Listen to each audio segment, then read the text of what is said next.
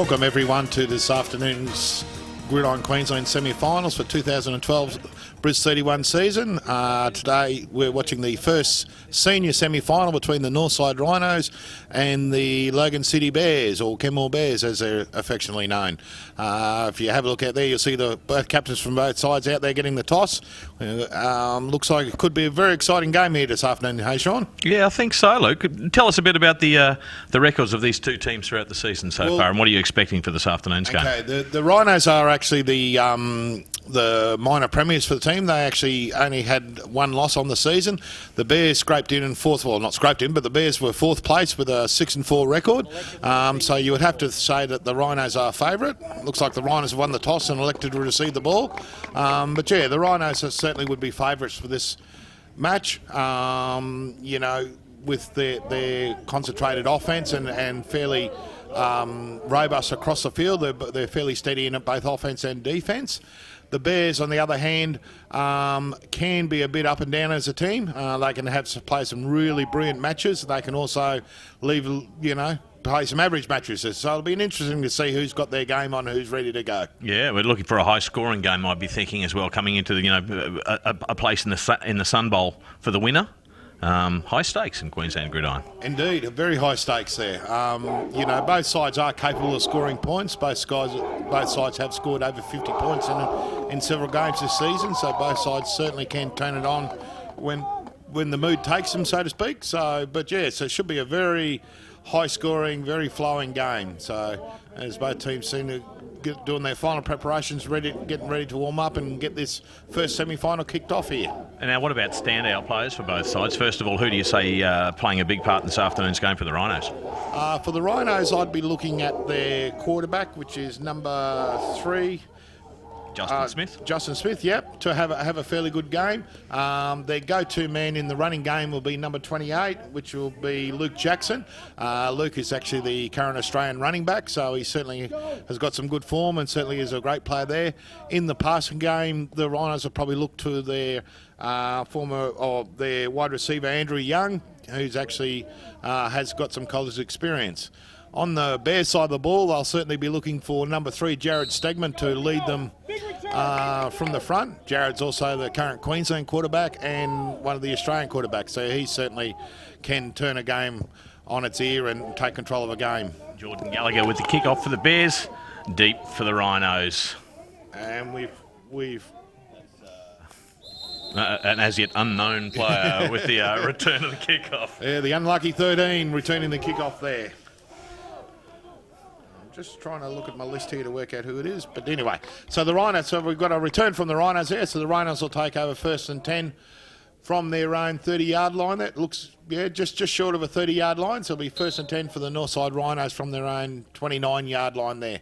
The Bears on defence. Soggy conditions out here at Wacol today, but as we've seen in the previous juniors games, still possible to play an aerial game, but I'm be thinking that the running game's going to be very important this afternoon. Oh, indeed. The conditions certainly have not been conducive to open football, but to all teams' credit, with a short gain run there for the Australian running back Luke Jackson on the right-hand side for the Rhinos. But yeah, all the early games have shown that there is ability there for teams to actually move the ball in that, with the Rhinos going to a bit of a hurry-up offence. We've got a sweep to the run to the left by Luke Jackson again. Handoff. Looks like he's had a great run there with a gain of about 15 or 16 yards. We'll just wait for the referees to confirm that. Nice tackle from number 80, Nick Beaupitt, for the Bears on defence as well. Indeed. So that'll bring up first down for the Northside Rhinos from their own 43-yard line. We've got a roll out to Justin Smith, the quarterback, and throws it away, unfortunately. It was under a bit of pressure there coming in from number 89, Greg Wardrop, for the Kenmore Bears. Yeah, that's, as we said earlier, that's certainly going to be the key for the Bears this afternoon, to make sure they've got enough pressure on Justin Smith and his backup quarterback Matthew Callow as well.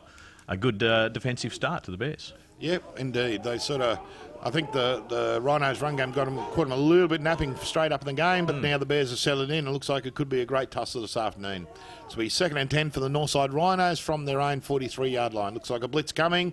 We've got a hand off to Luke Jackson off the right-hand side with a great run there. Looks like 10 yards, past 15, about 15 or 16 yards on the run. So a great run over the right-hand side there from the Northside Rhinos. I think they caught the blitz a little bit napping and just happened to hit the right play at the right time. Expecting Chapman to be really dominant this afternoon as a current Australian representative. Is he really standout player this afternoon? Luke Jackson, yeah, he is. He's a very good player. He's actually just returned recently from representing Australia at the World Cup, so he certainly has some great form with a long, deep pass there thrown by the Northside Rhinos to the number 1 receiver, Andy Young, and looks like we've got a flag on the play, so it could be a pass interference call on that long pass. We'll have to wait and hear what the referees have to report on this one. Yeah, it looked pretty good from this end. Pressure from, I think, Mitch Bessie, number 81, but we'll wait and see what the referee has to say. Wait and see what the call is. Yeah, I didn't think it was too bad a play. I thought it was a great defence, but we'll wait and see how the referees see it. Were you expecting the referees to just turn things up a little bit in this final series? No contact before the ball. Just getting the report. It looks like there was actually no contact flags. There was no pass interference on the call, so it was a great defensive play there by the Bears, so that'll bring up 2nd and 10. Yeah, look, I think we will see some great games this afternoon. Here we go. I'm just seeing what they're going to do. So, it looks like they're going for an empty backfield, so it could be an interesting little play there called by the Rhinos head coach, Mark Maguire. Oh, we've got a false start there. False start by number 31 for the Northside Rhinos, which I believe is Matthew Huxtable. A bit of a false start there, so that'll cost the Rhinos 5 yards, so that'll bring up 3rd down for the Rhinos, 3rd and 15. I think he instantly knew that it was him that had made the mistake there. Huxtable hung his head straight away as soon as he heard the whistle. Yeah. Those are things you can't hide. And those are things that coaches really get upset at you about. So that'll Sorry about that, Matt, just in case the coach missed it. So that'll bring up 3rd and 15 for the Rhinos, pressing the Bears line here a little bit. So we're going for a shotgun snap. It looks like a little screen and pass incomplete. Thrown over the head of the intended receiver, Luke Jackson, there on the screenplay to the right. So that'll bring up 4th and long for the Northside Rhinos. Just like to sort of give a quick shout out to our refereeing crew here this afternoon, head by long-time referee Tim Renshaw. Tim's been involved in the game for over many years, and certainly without their help we wouldn't be thing. So the Rhinos going for it on 4th down rather than punting away. He's gone for a pass just over the head of the receiver. I can't quite make out who the receiver was for the Rhinos, but that'll be an incomplete pass, so that'll bring up a turnover downs for the Bears. So certainly a good defensive stand there from the Bears outfit. Yeah, the Bears defence managing to put plenty of pressure on Smith early, and he's failed to connect with a couple of passes. First chance on offence for the Bears. Oh, no, looks like they got it. No, they've gone. Sorry, we obviously missed it down there. Missed it down there somewhere, so it's 4th down. Where's my stats guy? Oh, mate, yeah, I think we need another coffee. So 4th and long, and they're going for the field goal and falls well short. So the kicker there is Eddie Cocker for the Northside Rhinos. I was actually a little bit surprised he missed that one, as Eddie's just returned from a stint overseas playing as a kicker punter for a college team in the US. So one possibly would expect him to make that kick. But anyway, unfortunately it's missed, so that will be a turnover and downs this time. So that one won't be going on the highlights reel. No. I think he'll leave that one alone. So it definitely is a turnover on downs now. So it'll be 1st and 10 for the Kenmore Bears from their own. Looks like about their own 33, 34 yard line. So let's see what the Bears offense has in store. Jared Stegman back at quarterback. Roscoe kind of playing the centre. The Bears tend to run a fairly open. And Jared Stegman on the option keeper there with a great run up the middle. So that should bring up a gain of about 18 to 19 yards for the Bears. So a nice solid start for the Bears from their running game. Yeah, some good blocking for him as well, made some handy yards up the middle. Indeed it does. So that'll bring up 1st and 10 for the Kenmore Bears from the Rhinos 42-yard line. So that was a great run there by Stegman. And I think you'll see that a fair bit this afternoon. Jared's actually no slouch in the running game. And with the Bears option game like this, he is certainly a potent weapon that they will utilise to its full advantage. So drop back for the pass from Stegman, going for a long bomb to the right. Oh, just broken up there from the Rhinos. Looks like it was young Adam Wickens there on the defensive pass break up. Yeah, I'm sure it looks like Adam Wickens there. Yeah, good presence there from Wickens. He got his hand up in the air just at the right time and broke up that plate. Well done. Indeed. So it was a long pass down there to young Nick Bopit on the corner pattern there. So that'll bring up second and down for the Kenmore Bears. So it'll be second 10 from the Rhinos 43-yard line. So we're going trips to the left formation, single back for the Bears. Sigrid moves up under centre. Little screen pass to the left for the gain of... nice screen, nice wide receiver screen there run by the Kenmore Bears with a reception to Nick Bopit on the left-hand side there with his brother Kyle and Mitch Best doing the blocking. Very handy tackle from number 13 for the Rhinos, who managed to get a hand in there and ankle tap him and bring him to the ground just when he looked like having open field in front of him. Indeed. So, okay, so that'll bring up first and 10 for the Kenmore Bears from their own 31-yard line, so a gain of about 13 on that last play. John Dangerfield with the run up the middle. Wide at running back, number 13 for the Bears. Yeah, with a short handoff, looks like a gain of about 3 yards on that play. So it'll bring up, and the tackle was made by number 60 there, which is Michael Jenkinson. No, actually, I believe that was actually Aaron Huff. Looking at that. Aaron Huff in number 67 for the Northside Rhinos. There you go. We're shuffling our team sheets as we call this, ladies and gentlemen. Knew I shouldn't have got them wet. A little bit hard to read, but that's all right. We've got an option to the left-hand side, and Jared Stegman keeps the ball, and he gets a nice gain, nice block downfield, and a great run there. Some heavy contact right at the end of the play there with Reece Barnes coming over the top there and young Adam Wickens on the tackle. So that'll bring up first and goal there for the Kenmore Bears after a great run there by Jared Stegman. Yeah, you called it early, Luke. You mentioned that you thought we'd see Stegman running the ball a lot this afternoon, and that's certainly been the case so far. Indeed. He, Jared's the sort of player that will let the other players take the ball in control, but then when he does need to take control, will also do that. And I think the coach has sort of said to him that if it's in doubt, keep it yourself and take the safe yards, but with this afternoon's wet conditions. Oh, there's a false start there from the Bears, so that'll cost them 5 yards. That was Lindsay Newby there, the right tackle for the Logan City Bears.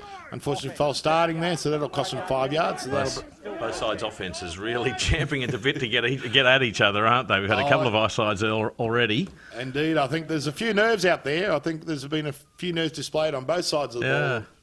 And guys just keen to get early, establish some ascendancy on the game, and players just keen to get into it. So this will still be first down for the Bears, and we've got a trips formation to the right from the Bears. Usually this is a pass over. No, Stegman. It was a rollout pass, but great blitz there from number 7, Andy Young, coming from the safety position. So Andy Young at this stage is playing both sides of the ball for the Northside Rhinos with a great tackle on Jared Stegman there for a loss of about 6 yards. So that'll bring up second and goal for the Kenmore Bears, from about their own 19 yards. So a big loss there. Yeah, nowhere to run for Stegman on that side. Ran straight into Andy Young, and he was up to the task and brought him to the ground pretty quickly. Yeah, so we'll wait and see what they come up with now. You would think at this stage, with second and long, you'd think it'd probably be a pass through the air. Mm-hmm. I'd be looking at either Mitch Best or young James Shepherd to take this one. They're the two taller receivers for the Bears. Oh, no, we've got a whistle. Hang on. Someone didn't actually get their hair cut right. Oh, look out. 5-yard penalty. Still second down. Got to delay a game against the offence. The offence taking too long to actually get their play off. Just for those who aren't aware, the offence only gets 25 seconds from once the ball's spotted to get the play off. And if they take longer, the referees will actually fly a flag on the play and penalise an additional 5 yards. Lots of finals experiences in these sides? There is. The Rhinos are actually were the Sun Bowl finalists last year, where they were beaten by the Gold Coast Stingrays, and have been a reasonably long pass there to looks like to Mitch Best on the thing, and we've got a flag on that play, which looked like it was a bit of pass interference on down the far left-hand side there. But, yeah, as I suspected, Jared Stegman was going to go to his favourite tall man on the receiver, Mitch Best there, tried to connect, and looks like the Rhinos have committed a pass interference by the looks of that. Just waiting for the call from the head referee, Tim Renshaw. Pass interference. Defence. Number 74. Spot of the foul. Automatic first down. There you go. Great call there by the commentators, I must admit. But, yeah, it was pass interference on the Rhinos, which will bring up automatic first down for the Kenmore Bears. So that'll give them another set of downs to try and score some points. So that'll make it first and goal from, looks like it should be around about the 7 or 8 yard line. Hang on. They're saying spot of the foul, but maybe it's half distance. Let's just see. Referee's discussing, trying to work out who's right, who's wrong. Maybe they should just flip a coin for it. Oh, cynical. I mean, it's a hell of a job. I mean, there's what, 6, 7 officials out there, and they're all putting their opinion in on what they saw and how they saw it go down, aren't they? Indeed they are. I shouldn't have too much of a go at the officials. Certainly the officials do a great job, and sometimes a thankless task. And the rule book for Gridiron is very complicated, and sometimes it takes a little bit of time just to work out the results and of the play and just make sure that the correct call is made. So 2 minutes ago that you were praising him, and now you're already into him. There it is. A touchdown from the Bears. So we have just a 3 yard pass from quarterback Jared Stegman to his favourite receiver Mitch Best there on the slant pattern. So that'll bring up 6 points for the Kenmore Bears. So that'll be current score will be the Kenmore Bears 6 and the Northside Rhinos 0 after a great opening drive there from the Bears after their defence proved very tough and stopped the Rhinos short of getting their field goal. So the Bears just getting into formation there. Looks like they'll attempt the extra point, and I'm just not. So we've got the holder, number 93. Yes, Kyle Scoble holding the ball. And I'm pretty sure it'll be Mitch Best doing the kicking as well. In fact, they've changed up. It's Jordan Gallagher doing the kicking. So Jordan Gallagher converts the extra point, so that'll make it Northside Rhinos 0, Kenmore Bears 7, with about 6 or 7 minutes gone in the first half. I just can't quite make out the clock from here. Very efficient on offence early in this game, the Bears. Bears are looking solid, exactly. Yeah, they're sort of, they haven't dropped too many passes, and certainly the running game of Stegman has been proved very effective when they need it. I've just actually got a bit of a mail there. Number 13, who we weren't sure before, is actual Mitchell Wong, is number 13. So I've just recognised he's playing a strong safety defensive back role there. Righto. So this will be Jordan Gallagher to kick off again for the Kenmore Bears. For the Kenmore Bears, so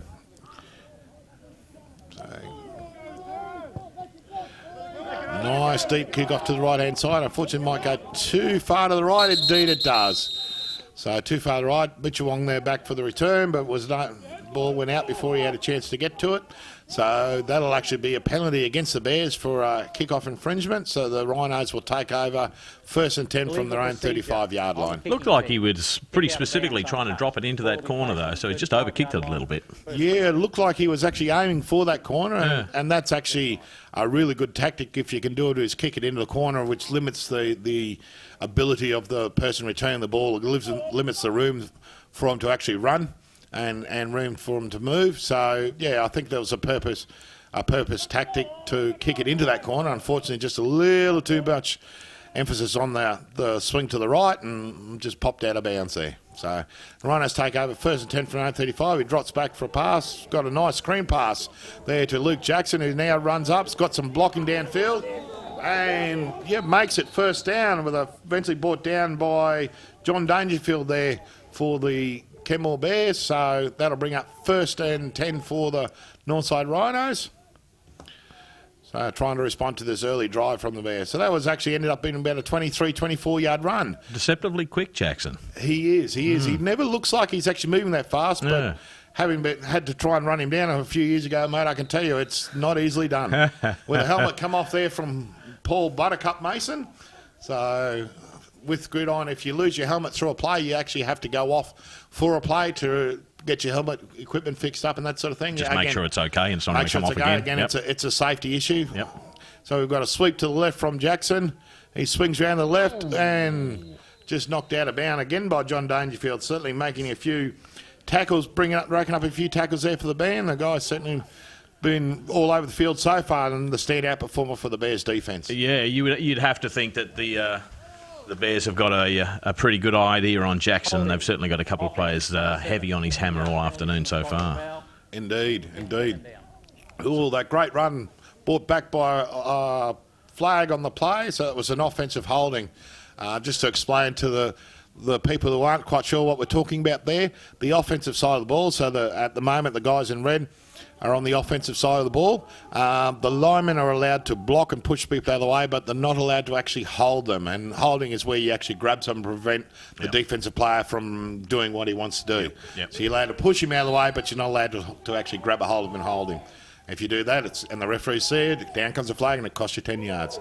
So now we've got a sweep out to the right to backup running back there, Stuart Dingle, with a nice run of about 6 to 7 yards.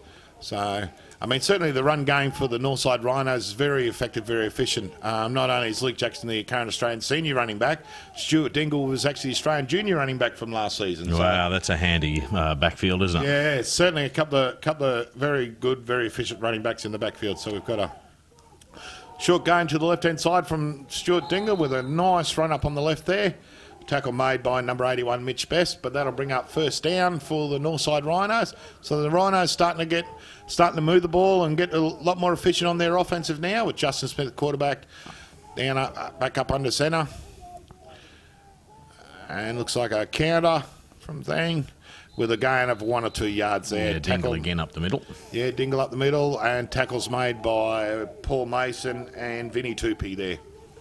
Is that going to be the tactic for the Rhinos all afternoon, giving Jackson a couple of downs, a rest on the sideline and bringing Dingle in to run it up the middle for him? I'd reckon that'd be a tactic worked on from the head coach, Mark Maguire. That way they'll keep both backs reasonably fresh, and I think they're going to see a lot of work with a rollout pass there and reception made by number 85. Reece Barnes, by the looks of it. No, 85 with the touchdown reception. From the tight end positions, Reece Barnes making his, yes, it certainly is Reece out there making the reception. So that, I believe that'll be his first finals touchdown reception, which is quite an achievement for the young lad. So that'll bring up 6 points for the Northside Rhinos. So the score will be Kenmore Bears 7, Northside Rhinos 6. So a very close game so far, Sean. Hell of a way to make your first touchdown reception as well in the semi-final. Indeed. One game out from the Sun Bowl. Yeah, with just over 5.5 minutes to go in the first quarter. Extra point attempted by Eddie Kokwa, and it's off to the right. So an extra point, unfortunately, not successful. Looks like he sort of slung that one a little bit to the right there. So, but the ball looks like it's starting to get a little bit heavy. Certainly some slippery conditions out there, and the ball's starting to get a little bit heavy and getting a bit hard to handle there. Although the passing gains of both teams seem to be proving effective. So just as we're getting ready for the kickoff there, so just recapping with 5.5 minutes to go in the first quarter, we've got the Kenmore Bears leading the Northside Rhinos 7 points to 6. Is this pretty much how you expected to see the game? Are you expecting a dominant display from either side this early in the game, or are you expecting it to be pretty even so far? No, I was expecting a fairly even game. The two teams, both teams met twice in the regular season. The first game, the Bears beat the Rhinos by, from memory, it was about 16 or 18 points. In the second game, it was actually completely reverse. The Rhinos beat the Bears by a very similar margin. Yeah, so they are fairly evenly matched teams, although they do play slightly different styles. So the kickoff by Eddie Kwakwa there looks like it's Kyle Bowpitt, one of the Bowpitt twins, back for returning that. It's got a nice block, which gained him a few extra yards. So a return of about 17 or 18 yards there. So that'll bring up 1st and 10 for the Kenmore Bears from their own 22-yard line. Yeah, it's an intriguing game, this one so far, Luke. Both teams sort of flexing a little bit of muscle. There's obviously a lot of talent out there and a lot of potential to run it up the middle. Both running games looking pretty handy so far. And yet both teams showing a willingness to go to the air early. Yeah, I think both teams realise the fact that it's, this is semi-finals and it's all sudden death. Yeah. So there is no second chance after today, so they both realise the situation they need to win and need to get in as the... By the kicking team, 5-yard penalty, re-kick. Ah, there you go. We've got an offside on the kick, so the Kimmel Bears have elected to have a re-kick. Obviously not happy with the return, so I thought we'll try again and see if we can get a better return this time. So tell me what that obstruction would have been, what we would have seen there. It was actually an offside of the kick. What that means basically is one of the Rhinos players was actually in front of the kicker when he kicked it off, which is, no, bad, naughty. Simple error. Probably find killer. Coach killers, yes, that's what they call them. As the one-arm blue arm bandit Eddie Cockwa gets ready to kick off again. So what they'll do is they'll re-kick it, so they'll lose 5 yards, so they take the ball back further 5 yards and kick again. Cockwa off the long run. And let's see. Got some on that one. He did. He certainly can kick a ball. So again, Kyle Bopitt returning with that one. And it looks like he's got a much better return on this one. Ooh. So he had some heavy contact right at the end there, with the tackle being made by, looks like, Vili Suleiman. And sorry, Vili, if I get your name spelled or mentioned incorrectly, but I'm doing the best I can here. So anyway, so it looks like it's about a 31-yard return from the Kimmel Bears. So certainly the coach's decision to have a re-kick proved to be the correct one. Yep. So the Bears will take over from their own 32-yard line. So it'll be 1st and 10 for the Kimmel Bears from their own 32, with just under 5.5 minutes to go in the first quarter. It's been an enjoyable game so far. Certainly been enjoyable. Yeah. Certainly a bit of movement, bit of ball movement. Both teams fairly evenly matched. I think both teams are certainly trying to flex their muscle. Looks like a fairly strong blitz coming from the Rhinos. Referees thought, I don't like the look of that. Delay of game. Oh. Number 3. 5-yard penalty, still first down. So we've got a delay of game on the Bears. That's unusual for Stegman at the quarterback there. He's normally, the quarterbacks develop this bit of this internal clock in their head and know how much time they got left. Yep. And that stage he was just a little bit off, and it was just about to snap the ball when the referees have flagged him for taking too long, and that's cost the Bears 5 yards. So that'll be 1st and 15 for the Kimmel Bears. So Santa Roscoe Conti ready to snap. Rhino showing a blitz. Stegman, evades the first blitz. Drops past downfield. And intercept made by, looks like number 10, Adam Wickens on the attempted pass. Yes, it was. Certainly, I think Stegman was a little bit off balance when he threw that pass under heavy pressure from the blitz on the Northside Rhinos. And that caused that pass to just be a little bit misdirected downfield. And certainly Adam Wickens was on the spot, right time, and takes the intercept. So that'll be a turnover of possession there. Young Adam Wickens is actually a current Australian junior as well, so certainly he knows his way around a football field and certainly has some skills. So a great play there by Wickens. Good pressure, a good presence of mind though from the Bears receiver, who was able to get his leg down and actually pull Wickens down with the trip as much as anything else, but he's brought him to the ground. Yeah, that's it. And we've got a quarterback keeper over the right-hand side by Justin Smith, showing some legs, maybe taking a leaf out of Stegman's book there, but certainly looks like about a 9 or 10 yard run. We'll just see where they spot that ball. So I see where they bring up, and the Rhinos going to the hurry-up offense.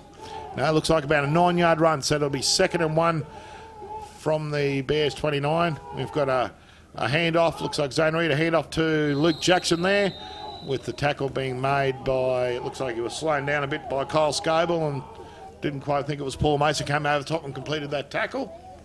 Let's see if it was enough for a first down. So that'll be enough for a first down. So the chain's just moving there. So they'll bring up 1st and 10 from the 18.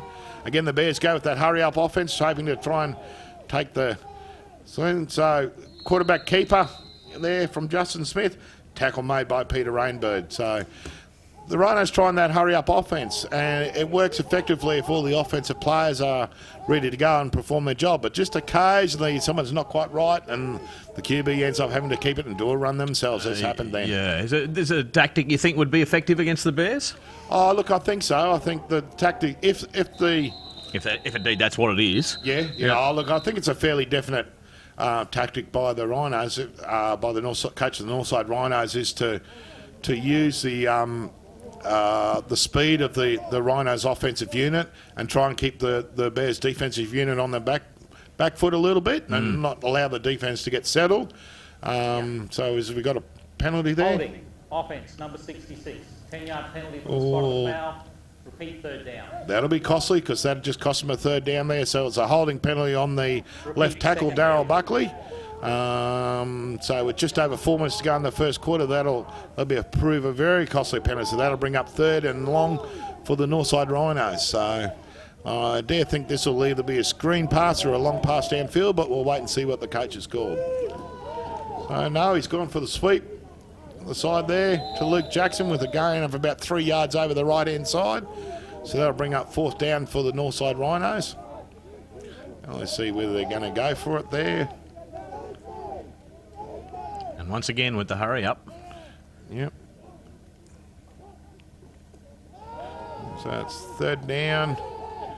Justin Smith throwing a little short pass. And the receiver... Looks like couldn't drag it in. No, couldn't quite drag that in. So we've got... be 4th down, so a pass incomplete there. So it'd be 4th and about 12 yards for the Northside Rhinos. And the Rhinos just going back in the huddle, just sort of to collect their thoughts and get ready to go. As an outsider looking in, one thing that struck me about the game so far that we've seen, Luke, is that the games really are played in a great spirit. Obviously, it's a tough, hard game, but we're not seeing a lot of taunting. You know, it's played in a really in a nice way. There's there's not a lot of. As nice as you can when you're trying to belt each other around. Yeah, exactly. But you know where I'm coming from. You know, Oh, players aren't taunting each other, and there's no excessive roughness out there.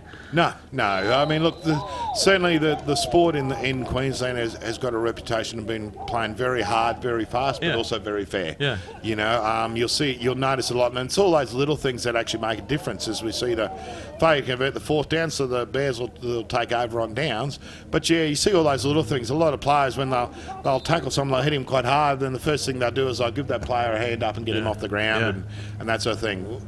So the Bears take over on their own, looks like about their own 23-yard line with about 3.5 minutes to go in the first quarter. So Stegman back at quarterback. Hang on, we've got a whistle there. So a bit of confusion on the Rhinos defensive side, just not sure who's who there. So Reece Barnes just working out where he's supposed to be. Okay, so it'll be 1st and 10 from their own 23-yard line for the Kenmore Bears.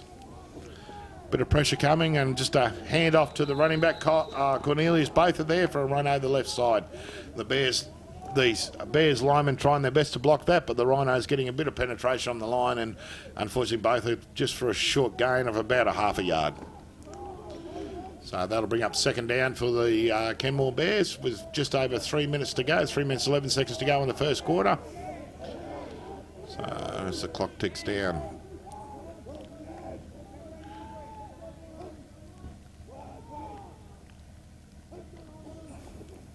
Snap the ball, and Stegman with a great run there. Tackle made by Reece Barnes. The assist coming in from Greg Holbrook, I believe. Yep, Greg Holbrook from the Rhinos. A gain of about 3 yards there for Jared Stegman on the quarterback keeper. So that'll bring up 3rd down for the Kenmore Bears with 2.5 minutes to play in the first quarter. What's the tactic here? The Bears keeping it in tight, try and maintain the control coming into the end of the quarter? I would think so there. Although head coach Phil Cricks doesn't mind throwing the ball a bit, so we'll see which way he's feeling at the moment. Looks like we've got an option to the left, and Stegman on the carry. He makes the 1st down with a great 10, 12-yard run. Looks like it end up about a 15-yard run. So that'll bring up 1st down for the Kenmore Bears on their own 40-yard line. So it'll be 1st and 10 for the Bears from their own 40, with a great 15-yard run over the left-hand side on the option play with the quarterback keep from Jared Stegman. So it's certainly been a very close game so far. It's been, no team seems to have sort of got an ascendancy here. So with about just over 2 minutes to go, we've got the Kenmore Bears leading the Northside Rhinos 7 points to 6, with the Kenmore Bears in possession, 1st and 10 from their own 40-yard line. Stegman back on that. Looks like it'll be a downfield pass. And just incomplete over the head of the receiver. It was actually almost intercepted there by Greg. I think it was Greg Holbrook, 74. No, he's 72. Sorry, not quite sure who that was who almost got that intercept. But yeah, we'll try and work out and try and find out who 74 is. We'll just send a runner down and we'll speak to the coach quickly, eh? Indeed. So I'll have to find someone who wants to go down and get wet. So as the rain continues to fall here this afternoon. Yeah, and a crew of 2 in the commentary box currently. Yes. So it's a rock, paper, scissors, see who goes to get wet? Very much so. No, it's actually you, yes. Oh, as they say, beauty for age or something like that, isn't it? I'm not sure what you mean. As we've got the roll-out pass there from Stegman under immense pressure and from a backside blitz there.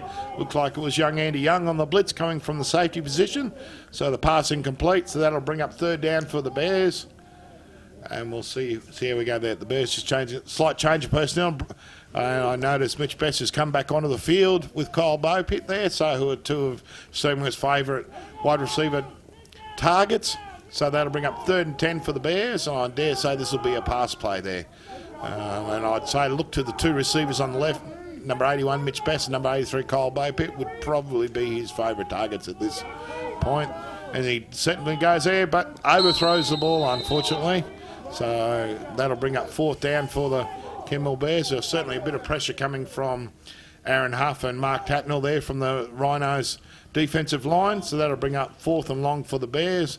It looks like they're going to punt it away. Yeah, we're seeing a fair degree of passes overthrown at the moment from the Bears. A sign, I think, as much as anything else, that the Rhinos defensive backs are able to get a bit of a stop on those receivers and actually prevent them from getting to where they want to be. Oh, indeed. I think it's a combination of certainly the Rhinos defensive backs are playing very tough at the moment. Yeah. Also, I think it's probably a case of their front for the defensive line for the Rhinos putting a bit of pressure on Jared Stegman. He's just not quite able to get settled in the pocket and get away, as we've got the punt from number 9 there, which is Jordan Gallagher. And the ball rolls and down there by the Bears. So that'll be a turnover in possession. So it'll be 1st and 10 for the Northside Rhinos from their own 12-yard line. With about a minute to go in the first quarter. So we have the Bears leading the Northside Rhinos at this stage 7 points to 6, and it's certainly been a very close game here in the first quarter of the 2012 Bris 31 Gridiron Queensland semi-finals. Yeah, an interesting game. It's kind of an intriguing game so far. Yeah, very even, only 1 point in it. Yeah, it's certainly been an arm wrestle, hasn't it? Yeah, it really has. I'd hate to put money on a winner right about now. I think I'd be very nervous whichever way I went. I don't know. I think I'd be nervous if you were the one with the money and I was the one betting, actually. Oh, mate, save us a bang. So short run, short gain of yardage, short run by number 27, Stuart Dingle for the Northside Rhinos over the right-hand side. So that'll bring up 2nd and long for the Rhinos. And we'll see how we go with this one. So the quarterback drops back to pass and overthrown. Looks like we had number 31 for the Rhinos. The tight end just slip out on, I think there was Matthew Huxtable, slip out on a reception there, and unfortunately just overthrown there by Justin Smith. So that'll actually bring up 3rd and about 6 yards for the Northside Rhinos from their own 17, 18-yard line. Only a couple of seconds left. That's right. We've got a run over the left side there for Luke Jackson.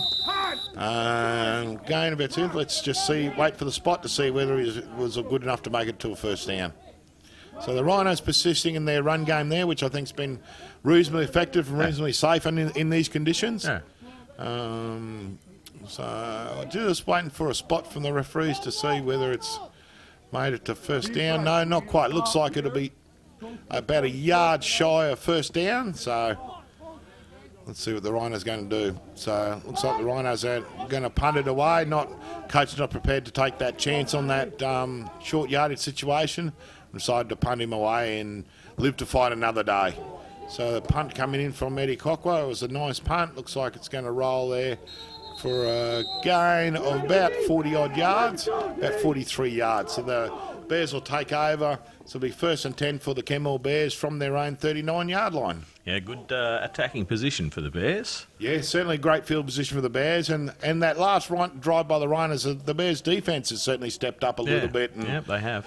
And taken control of it a little bit. So there's certainly some ebbs and flows in this game, and no team really sends it as the quarter expires, so the teams will change ends. So certainly that punt was the last play of the quarter. And certainly that was one of the things that the Bears really needed to tighten up. They really needed to get a few bodies on the Rhinos running back early in the game.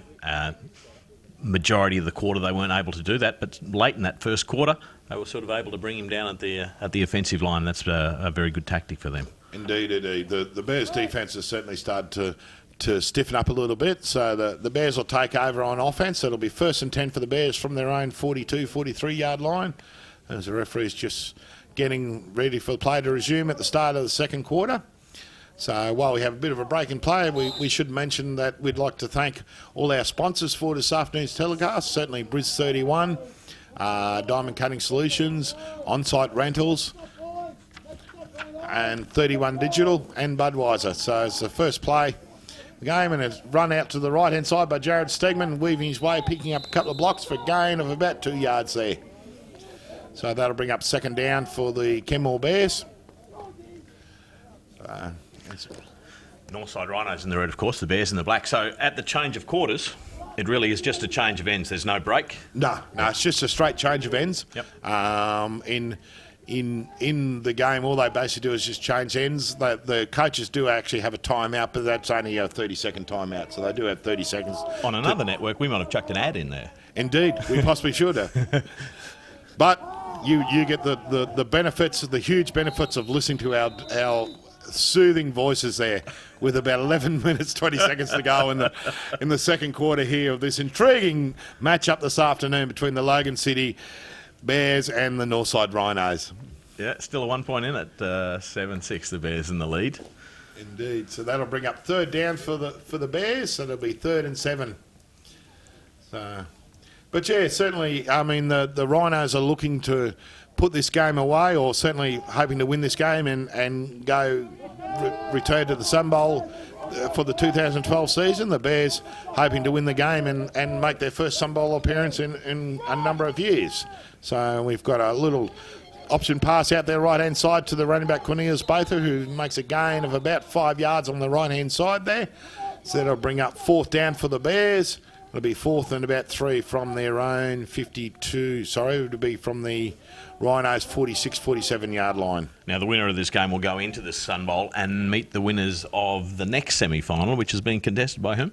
The next semi-final will be between the Gold Coast Stingrays and the Western Cougars.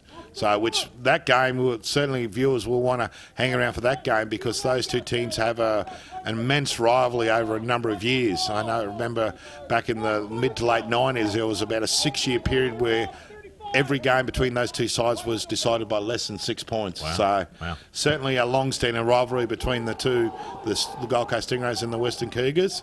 As we see a little short shanked pump there from the Bears. I don't think he quite meant to kick it that short, but certainly a little short punt there from the Bears. So that'll be a change over possession. So the Northside Rhinos will take over in possession. Just at the sort of start of the second quarter here, as we see the teams change ends of the field and the referees get set up. So it'll be 1st and 10 for the Northside Rhinos from their own 32-yard line, with just over 10 minutes and 20 seconds left to go in the second quarter. Yeah, both teams looking to take a little while to re-establish their presence in this second quarter. It's been a bit of a messy quarter so far. Yeah, so far. I think the game's sort of developed into a real arm wrestle at the moment. No one's prepared to give an inch, as we had a bit of a fumble and a recover there by the quarterback Justin Smith. Unfortunately, a bit of a broken play, so he just picked the ball up and decided just to get the best what he can out, make the best what he can out of a botched play. So the Rhinos going back into the no-huddle offense, so they're setting up again, ready to go. So that no-huddle offense that they're running is interesting, because usually with the no-huddle offense, it's the quarterback that actually calls the play, so it can be quite a difficult task there to do. Actually call the plays and read what the defence is doing, and also do your own job. So obviously head coach Mark Maguire's got a lot of confidence in his players and his team, and the quarterback Justin Smith calling the plays on the line of scrimmage. So we'll see how they go. So it'll be 3rd and left. Stegman up the middle there. Luke Jackson. Yeah, Luke Jackson up the middle with a run of about 7 yards, and that'll bring up 4th and 2 for the Northside Rhinos from their own 41-yard line, as they're going to go for it on 4th down. So a bit of a gamble early coming from the head coach Mark Maguire here.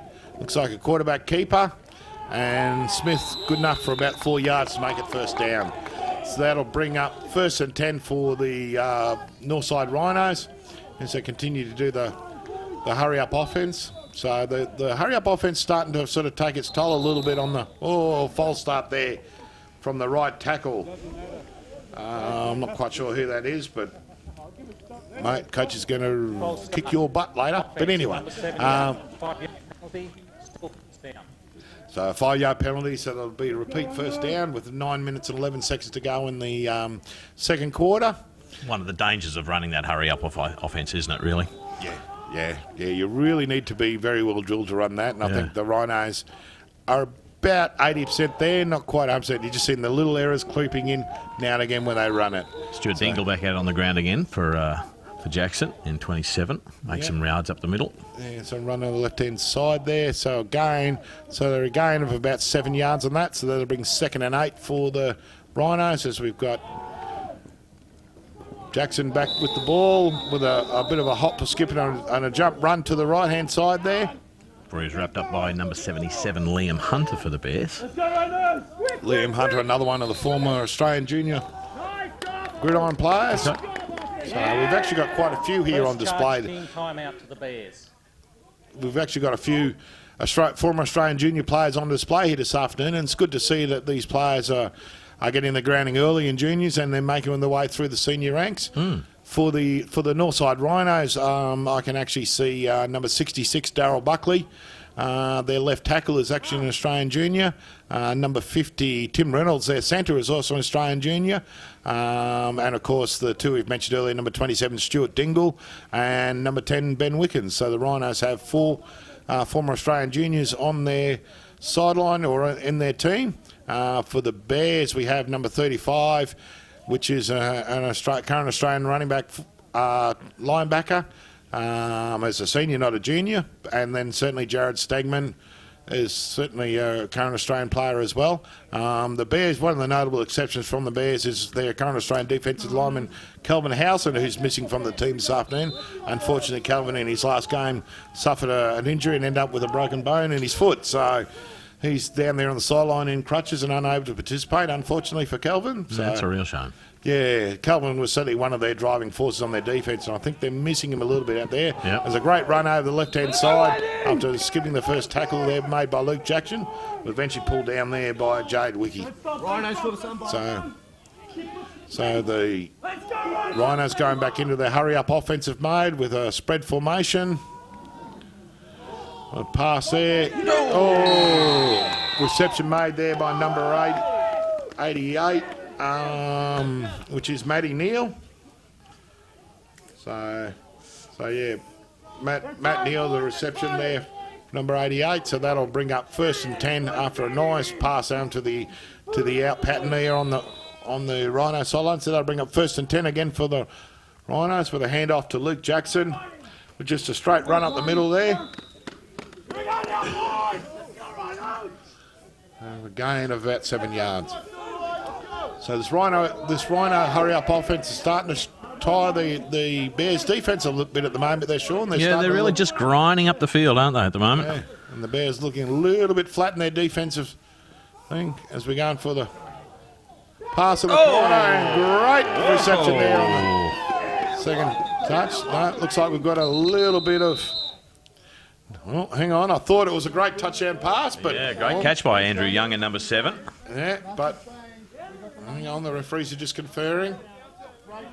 Just not quite sure exactly what happened there, but I don't know. Did you see anything then, Sean, that might cause this for not to be called a touchdown? I thought it was a fairly good catch there by Young on the second attempt.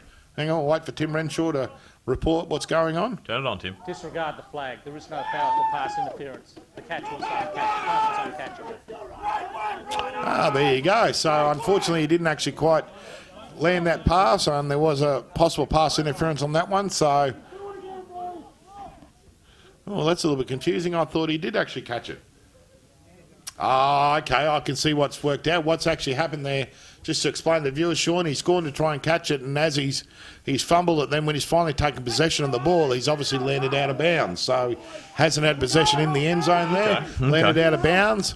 There was a hint of a pass interference call, but it's not been made, so that'll be ruled an incomplete pass. So we'll actually go, and they're going for the same. Look at that. There you go. Same pass pattern. This time the catch is made there. I've just trying to work out once the other players stop hugging him. Looks like it might have been number 88, Manny Neal, but we'll certainly see very shortly. Yes, it was. Yep. Looks 88 Matt Neal on the reception, so it was about a 12-yard pass reception for the Northside Rhinos. That'll put the Northside Rhinos in the lead, so that'll now make the score Northside Rhinos 12, Kenmore Bears 7, with the extra point conversion attempt yet to come. Yeah, they seem to be getting a bit of traction down that left-hand side out wide, the Rhinos so far. There's been a couple of passes down that side that have gone to hands. Yeah, a couple of passes and also the run game down that left. So it's the right-hand side defence of the Bears starting to prove a little bit suspect. And we've got a... extra kicks, extra points good. Extra points good, so that'll bring up another point for the Rhinos. So that'll make it 13 points to the Northside Rhinos, 7 points to the Kenmore Bears with just under 8 minutes to go in this second quarter. So certainly been a very tough game, very ebb and flow contest, hasn't it, Sean? Yeah, with the Rhinos running their hurry-up offence.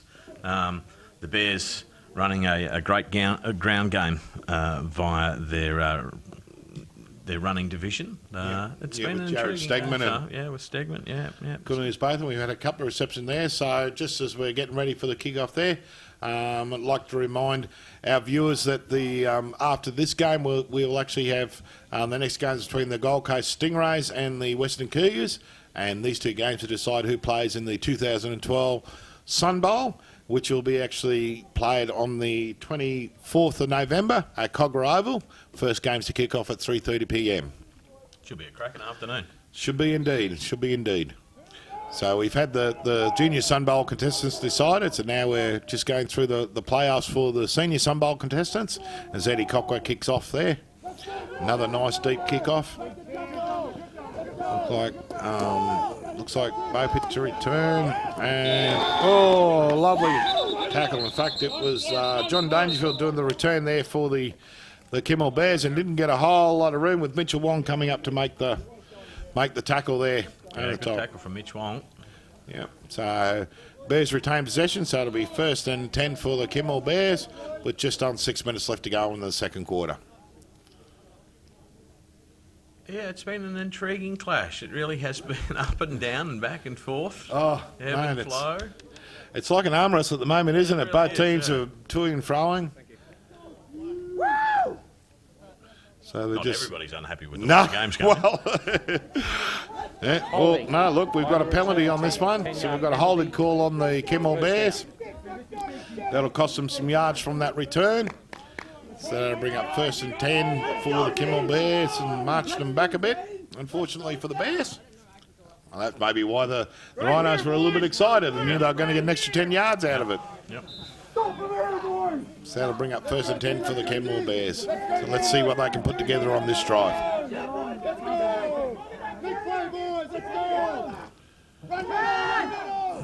Hand off and a run there to Botha on the left-hand side, a gain of about 2 to 3 yards, being well wrapped up there by, looks like Brad Boland and Aaron Huff there making the tackle. So that'll bring up 2nd down for the Kenmore Bears after that short gain.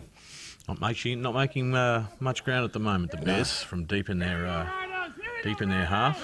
No, the Rhinos, looks like the Rhinos have made some defensive adjustments. They're just starting to sort of wrap up that Bears running game and not give them too many yards. So let's see if we get a change of tactics from the Bears offensive pass calling. So we're going for the pass, a little short pass out to Kyle Bopit for a great reception there, and great coverage tackle there by number 74, who's the mystery man number 3. So mystery man number 3, player number 74. Haven't quite worked out who you are, and I'm hoping to get some call from the Rhino sideline shortly. It's a name for that, but certainly a great tackle on him on Kyle Bopit. So they'll bring up 1st down for the Kenmore Bears from their own 19-yard line. So it'll be 1st and 10 for the Bears. Stegman back to receive the quarterback. I'm already up for mystery man number 13. So that's why I call him Mission Man number 2. We've got looks like an attempted rollout pass, but the Rhinos defence was certainly up to that task, and the tackle made by Reece Barnes on the sweep there. So Reece Barnes starting to rack up a few tackles. It seems to be everywhere in that secondary for the Northside Rhinos. Yep, nowhere to go at the moment. The Bears are really struggling to find anything on offence.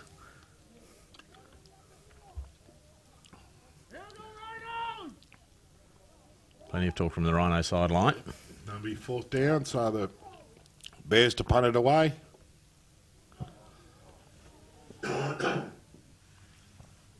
Lovely long Ball going. punt with the return. It's Lachlan Barnes on the return for the Rhinos. A gain of about 16 yards there in the return. So that'll bring up 1st and 10 for the Northside Rhinos. Pretty well on half-time there. So they're on the halfway line. The Rhinos will take over from that return from Lachlan Barnes. So that'll be 1st and 10 for the Northside Rhinos. Right on the, a yard shy, right on the 49. The Rhinos have changed up to a 2-back set here now. So it looks like they've got Jackson and Dingle in the backfield. So maybe might be trying to concentrate a little bit more on the run game. As they go to the option the right side with a handoff to Jackson. A gain of about 3 yards. So, but the Rhinos going to the 2-back backfield tends to suggest that they're going to run the ball a little bit more. Yep. Now they've got a little bit of a lead on the Kenmore Bears. So maybe the tactics of the coach might change.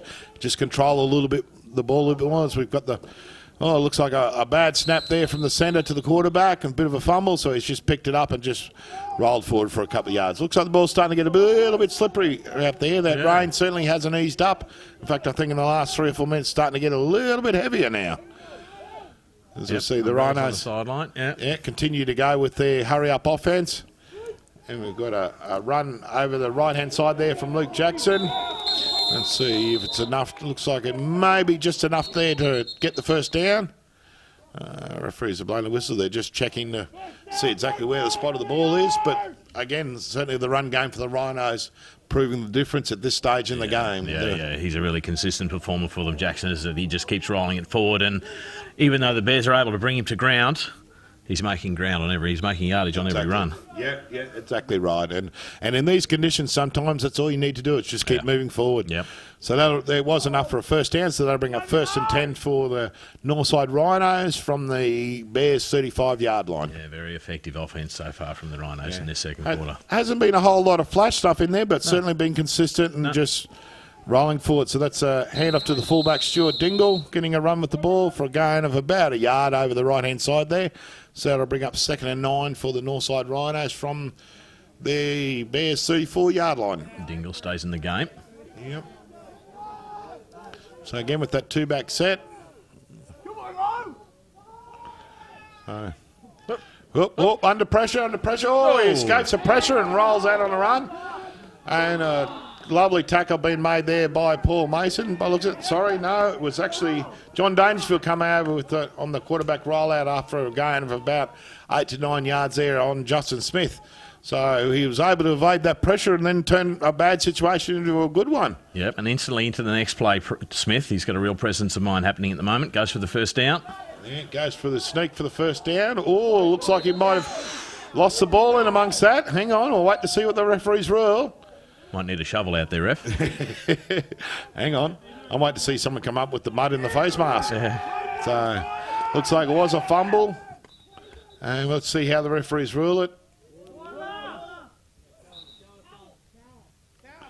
So it looks like a fumble, and we've had a timeout called by the Rhinos there. So just to collect their thoughts and reassess the situation, that's a thing. So, yeah, but it looks like the Rhinos were able to maintain possession after that fumble as we go through to the... So, yeah, what I was saying before is the Sun Bowl's on the 24th of November at Cogra Oval on Wandle Road at Wynnum, with the junior game kicking off at 3:30, and the junior game will be between the Sunshine Coast Spartans and the Northside Rhinos, which is actually a repeat of the 2011 Sun Bowl. Yep. And then the senior game will kick off the main game kicks off at 6 p.m, which will be a game between the winner of this game and the winner of our next match between the Gold Coast Stingrays and the Western Cougars. So, And we saw the semis of those 2 juniors games. That Sun Bowl should be an absolute cracker. oh, absolutely. It's certainly, I think, certainly the 2 junior teams that have made the Sun Bowl, certainly the 2 best teams in the days.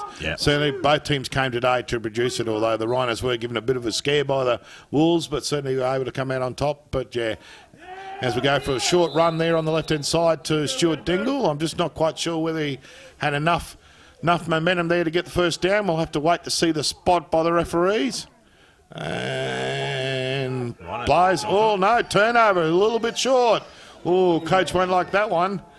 Mate, I thought he'd done enough to get that first down, but obviously head referee Tim Renshaw disagrees with me, which is not the first time referees have disagreed with me, but that's all right. I'm always very respectful to the referees. They are my friend. So, It's been very up and down, your relationship with the refs just this afternoon in this game. Oh, mate, they're always my friend. They like me. Of course. So, yeah, unfortunately for the Rhinos, they were unable to convert that fourth down. So we see a turnover or change in possession, turnover of downs.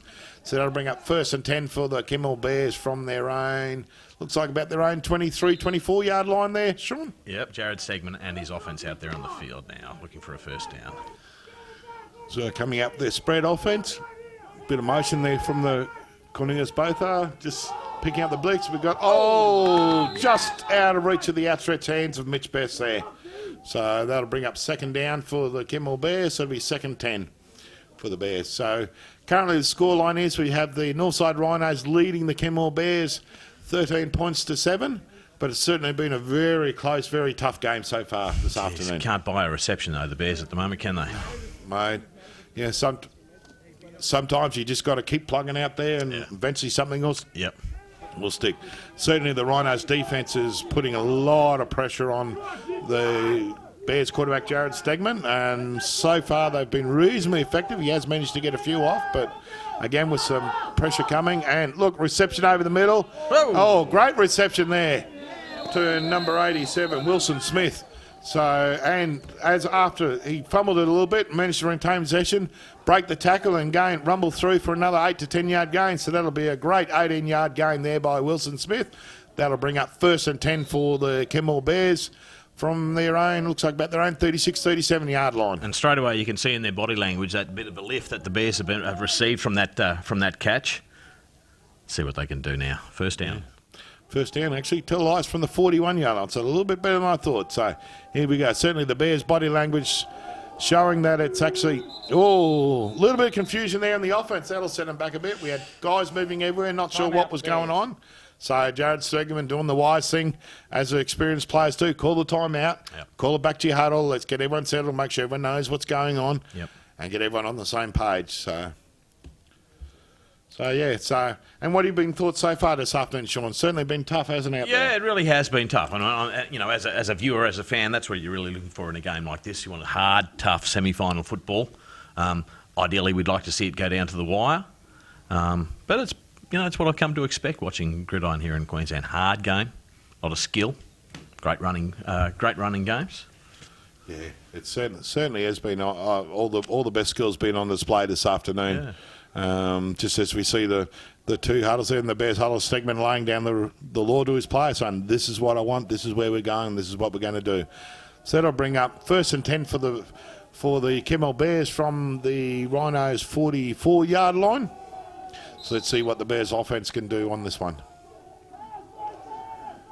Oh, we've got a fumble and a recovery there by the Bears. So that's certainly not the start they were looking for this drive. So it looks like a loss of about 2 yards there for the Bears, but sometimes that looks like that ball's starting to get very slippery out there. We're starting to see a few little fumbles and that the last couple of minutes in this game. Yeah, very much so. Stegman struggling with that ball at the snap at the moment. They really need to fix that up quickly, otherwise they're going nowhere. Yeah. Wise man once said you can't do anything without the ball in your hands. So that'll bring up 2nd and 12 for the Kimmel Bears. So let's see what Stegman's got. He's moved back under centre, try and get the ball into his hands a bit quicker. Oh, we've got a fake hand out, roll out, so Stegman's going to keep that one. And rolls out to the left-hand side off the great run.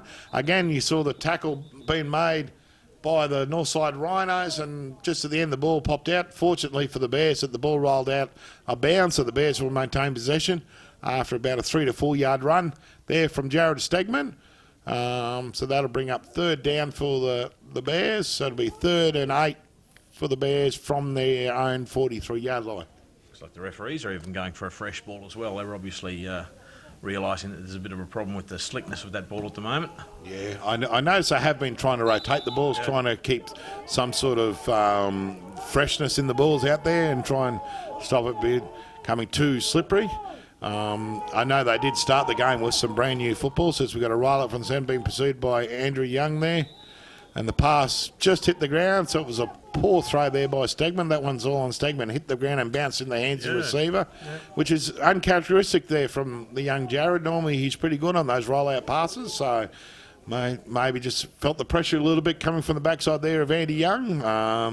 Maybe that ball's just starting to take effect on that. So it's, as much as anything else, it's a momentum game, isn't it? And the Rhinos are really controlling the tempo of this game really well.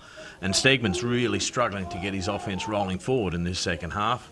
The Rhinos, with their hurry-up offence, has been very effective. And, the Bears are really struggling to find their place in this game at the moment. They are at the moment. Oh, great clutch throw there by Stegman across the middle looks like to number 87. Wilson Pickett? No, Wilson Smith. So reception there. Looks like about a 15-yard reception. It'll bring up first down for the Kenmore Bears. That's their third final charge, team timeout. So we've got a timeout called by the Kenmore Bears just to collect their thoughts and hopefully go for the touchdown. But that'll bring up 1st and 10 for the Kenmore Bears. So it'll be 1st and 10 from the Rhinos' 29-yard line. As we see head coach Phil Crick walk out into his huddle there on the sideline and just work out the tactics now and what's the best play to run in these conditions and give them that. As looks like the second quarter is just starting to wind down a little bit here. It's good to know you've been listening to The Wicket in your car on the way here as well. So we haven't got long to go in this second quarter. Looks like we've got 1 minute and 8 left to go in this second quarter, with the Bears trailing the Northside Rhinos 13 points to 7. So let's see, the referees have ruled time in, which means the Bears have got 25 seconds to get this play off. And the clock will start at the snap of the ball. So 1st and 10 for the Bears. Let's see what they got to do. They come out with a 2-back set, which is a little bit changed from the normal Bears offense. So maybe Phil Crick deciding a change of tactics. Kept the backs in for a little bit better pass protection. And looks like pass incomplete. Actually, almost an interception. Would have been his second for the game. Young Ben Wickens there on the defensive coverage. Almost took the reception there away from the intended receiver, Wilson Smith. So fortunately for both, or unfortunately, depending on which side of the ball you're on, but the ball went to ground. Offense, number 73. That'll hurt. Penalties are killing. First down. Yeah, that'll hurt them. Not only did they not get the completion, they're actually being marched back a further 10 yards for a holding from one of their offensive linemen. So, coach killers, as they call them. Yeah. So that'll be a repeat of first down. So now be 1st and 20 for the Kenmore Bears from the Rhinos 39-yard line. Outstanding defence from the Rhinos defensive unit out there as well. Yeah, there's certainly. Yep. Oh, deflection at the line of scrimmage there from the Bears. Looks like it was Matthew Christie, number 43 on the deflection, on the blitz. So Stegman not able to, he got the pass away, but the ball unfortunately deflected at the line of scrimmage there from the rushing Rhinos. So that'll bring up 2nd down, 2nd and 20 for the Kenmore Bears. We're just on a minute to go in the second quarter. Yeah, if it's not one thing, it's another at the moment for the Bears. Yeah. Nothing's going right for them in the second quarter. Started so brightly in the first quarter. Since the Rhinos have got that early score in the second, it's been an uphill battle for the Bears. Indeed. I think you can sense the momentum shift a little bit. Yeah, the Rhinos have just been grinding away and just starting to become... Oh, great pass over the middle. Yes, it looks like it will be. Touchdown. Touchdown there to Nick Bopit, number 80 for the Kenmore Bears. This does a little dance in the end zone there. So a great pass there from number 3, Jared Stegman, and the reception by Nick Bopit with 48 seconds left to go in the second quarter. So that'll even up the score. So that'll make the scores 13 points to all here with just on 8 or 9 seconds left to go in this second quarter. Yeah, that's what the Bears needed. There's nothing like sticking it up the commentators as well, just when they're bagging you, is it? Oh, mate, we've got a history of doing that sort of thing. Whatever we say is never right. So almost like referees in that regard. But yeah, so Except we're not answerable to anybody. Indeed. So we've got a try for the extra point from the Kimmel Bears. So the score is locked up at the moment, 13 points to all, just shy of the halftime break here in the 2012 31 Digital Gridiron Queensland semi-finals. And plenty of the local wildlife taking in the action this afternoon as well.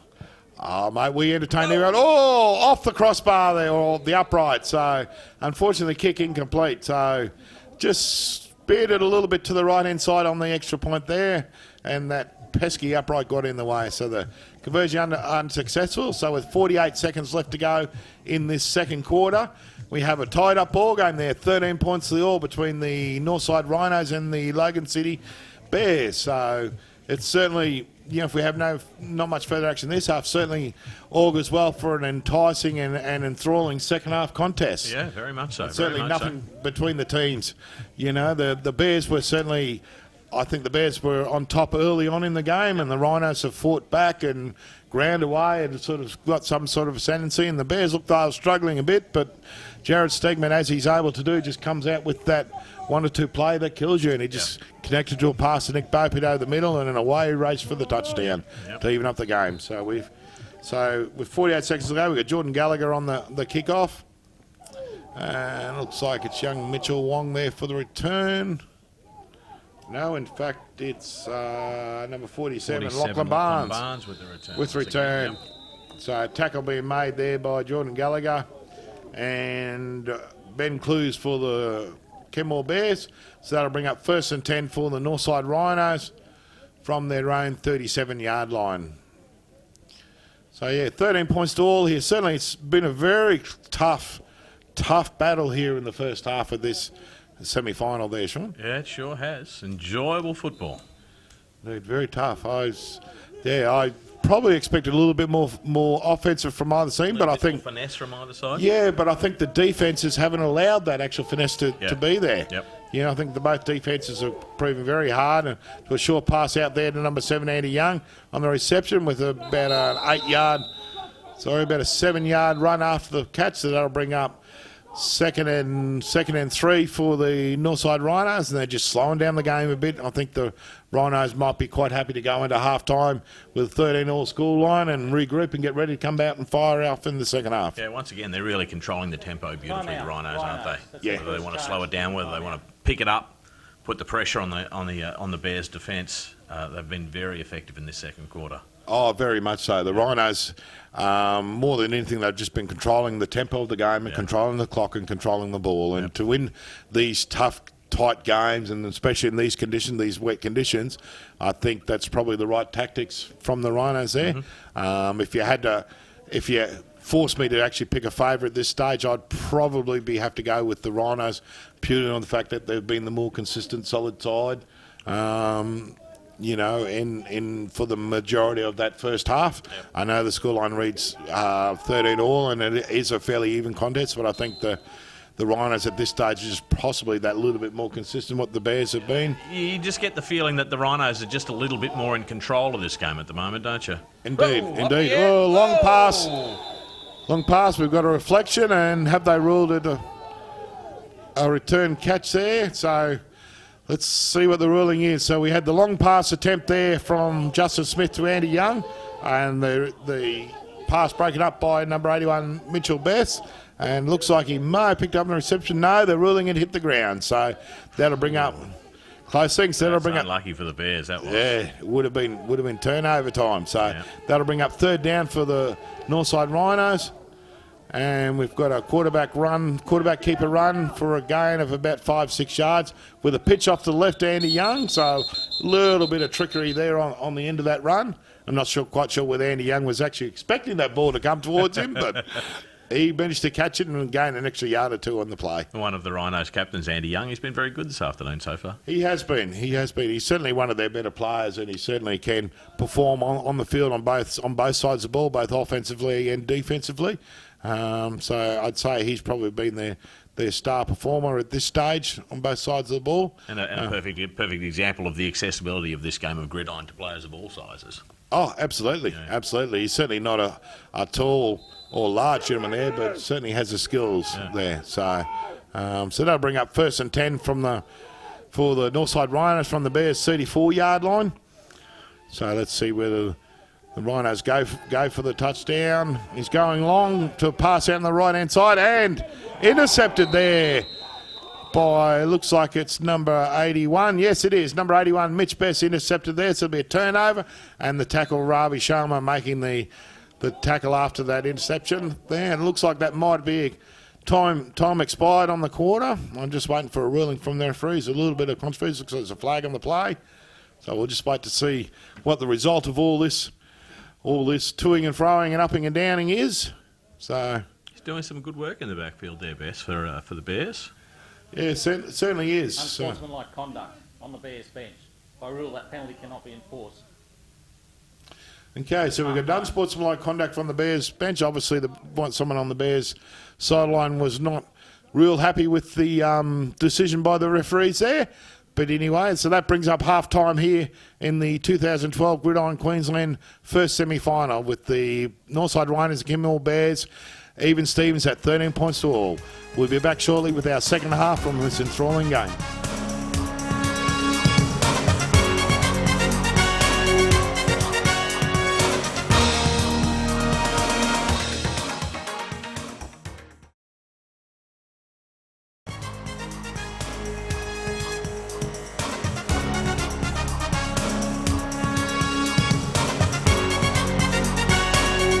Welcome back for the second half here of this exciting game between the Northside Rhinos and the Kenmore Bears.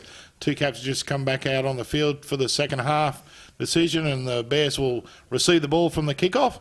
So certainly a very tough first half, and even Stevens at the halftime mark. So looking forward to an exciting second half here in the 2012 31 Digital Gridiron Queensland semi-finals. That first half really ebbed and flowed, didn't it, Luke? We saw the Bears ascended in the first quarter. The Rhinos came back very strongly at the end of the first quarter and were very strong through the first period of the second quarter. The Bears able to pick up a score late in that second quarter and tied it up at 13-all.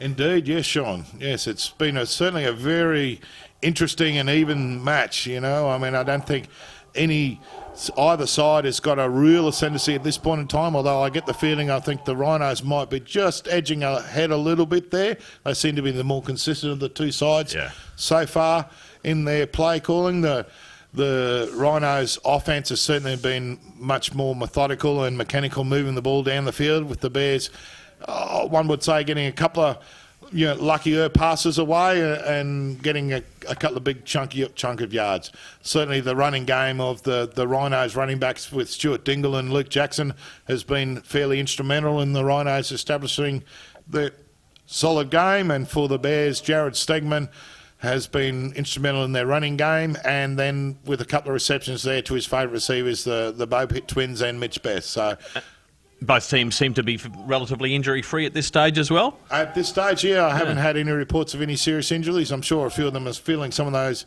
bruises, because I know there was certainly some hard hits in that first half there. But, certainly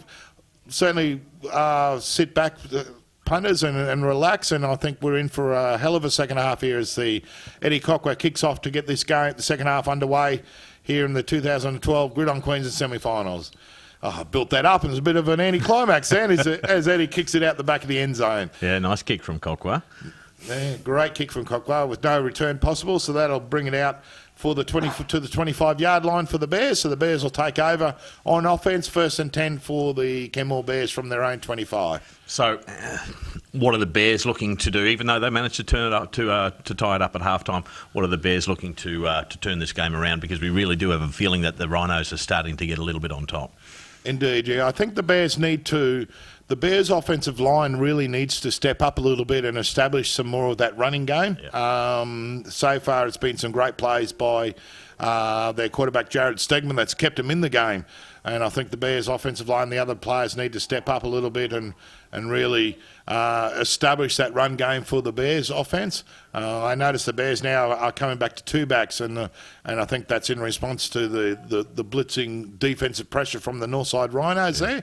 So they're keeping two backs in just to try and give their quarterback, Jared Stegman, some time and protection to get that ball away for the passing game. So certainly some changes made at halftime there by head coach Phil Crick, just trying to give his quarterback a bit of time to get that ball through the air. So we've got Paul Mason and Cornelius both are in the backfield there next to Jared Stegman. So we've got 3 wide receivers.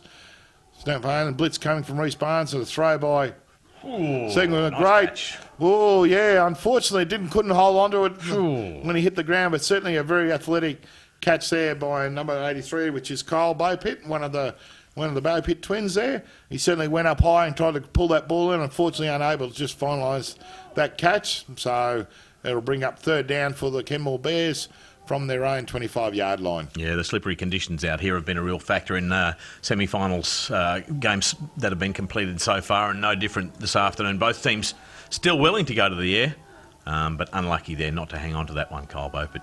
Yeah. So, yeah, that rain continues to fall. In fact, I think it sort of really hasn't eased up at all. In fact, getting a little bit hard. Oh, great defensive play there by the former Australian junior, young Ben Wickens, on the pass to Nick Beaupitt. So that'll bring up 4th down for the Kenmore Bears, and we'll see whether they want to chance another pass or punt it away and turn over possession to the Northside Rhinos. So certainly some early defensive pressure there coming from the Rhinos, and the defensive back from the Rhinos putting a halt to this air attack from the Kenmore Bears and Jared Stegman. The Rhinos secondary, their cornerbacks and their safeties have been very effective all afternoon so far. Very good so far this afternoon. Yeah, they've been very good. They've only had 1 or 2 minor glitches, so to speak. Where's that one going? Oh, very high, straight up and down. I think it's come down with a bit of snow on it. That one, it was that high, but certainly a very high kick there from Jordan Gallagher from the Bears.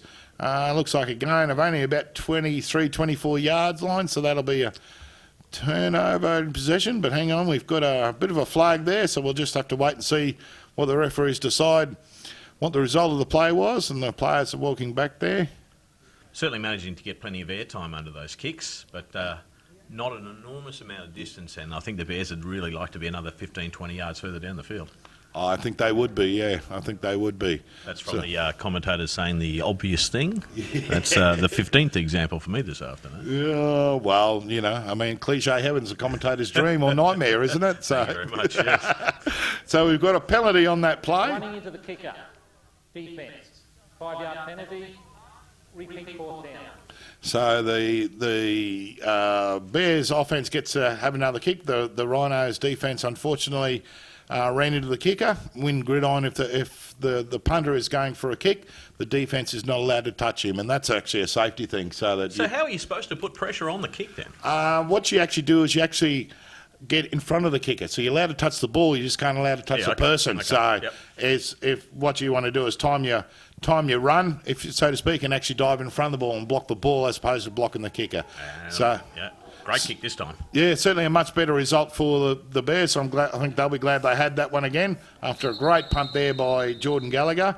Lachlan Barnes with the return again. He's been strong all afternoon on his kick returns. Certainly on the return game, Lachlan Barnes has been good. The defensive pressure and tackle made there by Kyle Beaupitt, one of the wide receivers for the Bears. So that's a much better result if you're a Bear supporter. Not quite so good if you're a Rhino supporter, but hey, that's football. So anyway, the Rhinos will take over on their own, looks like about their own 13 and 14 yard line there.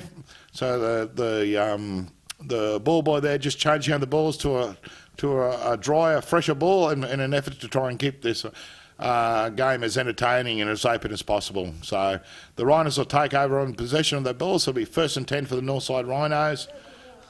Illegal block in the back during the return. Half the distance to the goal line, 1st down.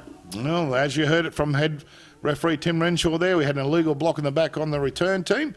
So that'll cost the Rhinos a few yards. So that'll be 1st and 10 for the Rhinos, backed up in their own end, almost to their own end zone from there. This game pretty much starting the way of the first half as well. We saw a number of penalties very early in the first half that didn't do the Rhinos any favours. No, indeed not. Indeed not. So Rhinos, and again, very similar to the first half. So we start off with a sweep to the right-hand side to their Australian running back, Luke Jackson, for looks like a gain of about 9 or 10 yards. We'll just have to wait and see the spot from the referee. So it looks like he's, about a yard short. So going down the right-hand side of 9 yards there for Luke Jackson. That would bring up about 85 yards so far on the ground for Luke Jackson with another handoff to him there. Looks like he's made the first down. So another 3-yard gain on the running game.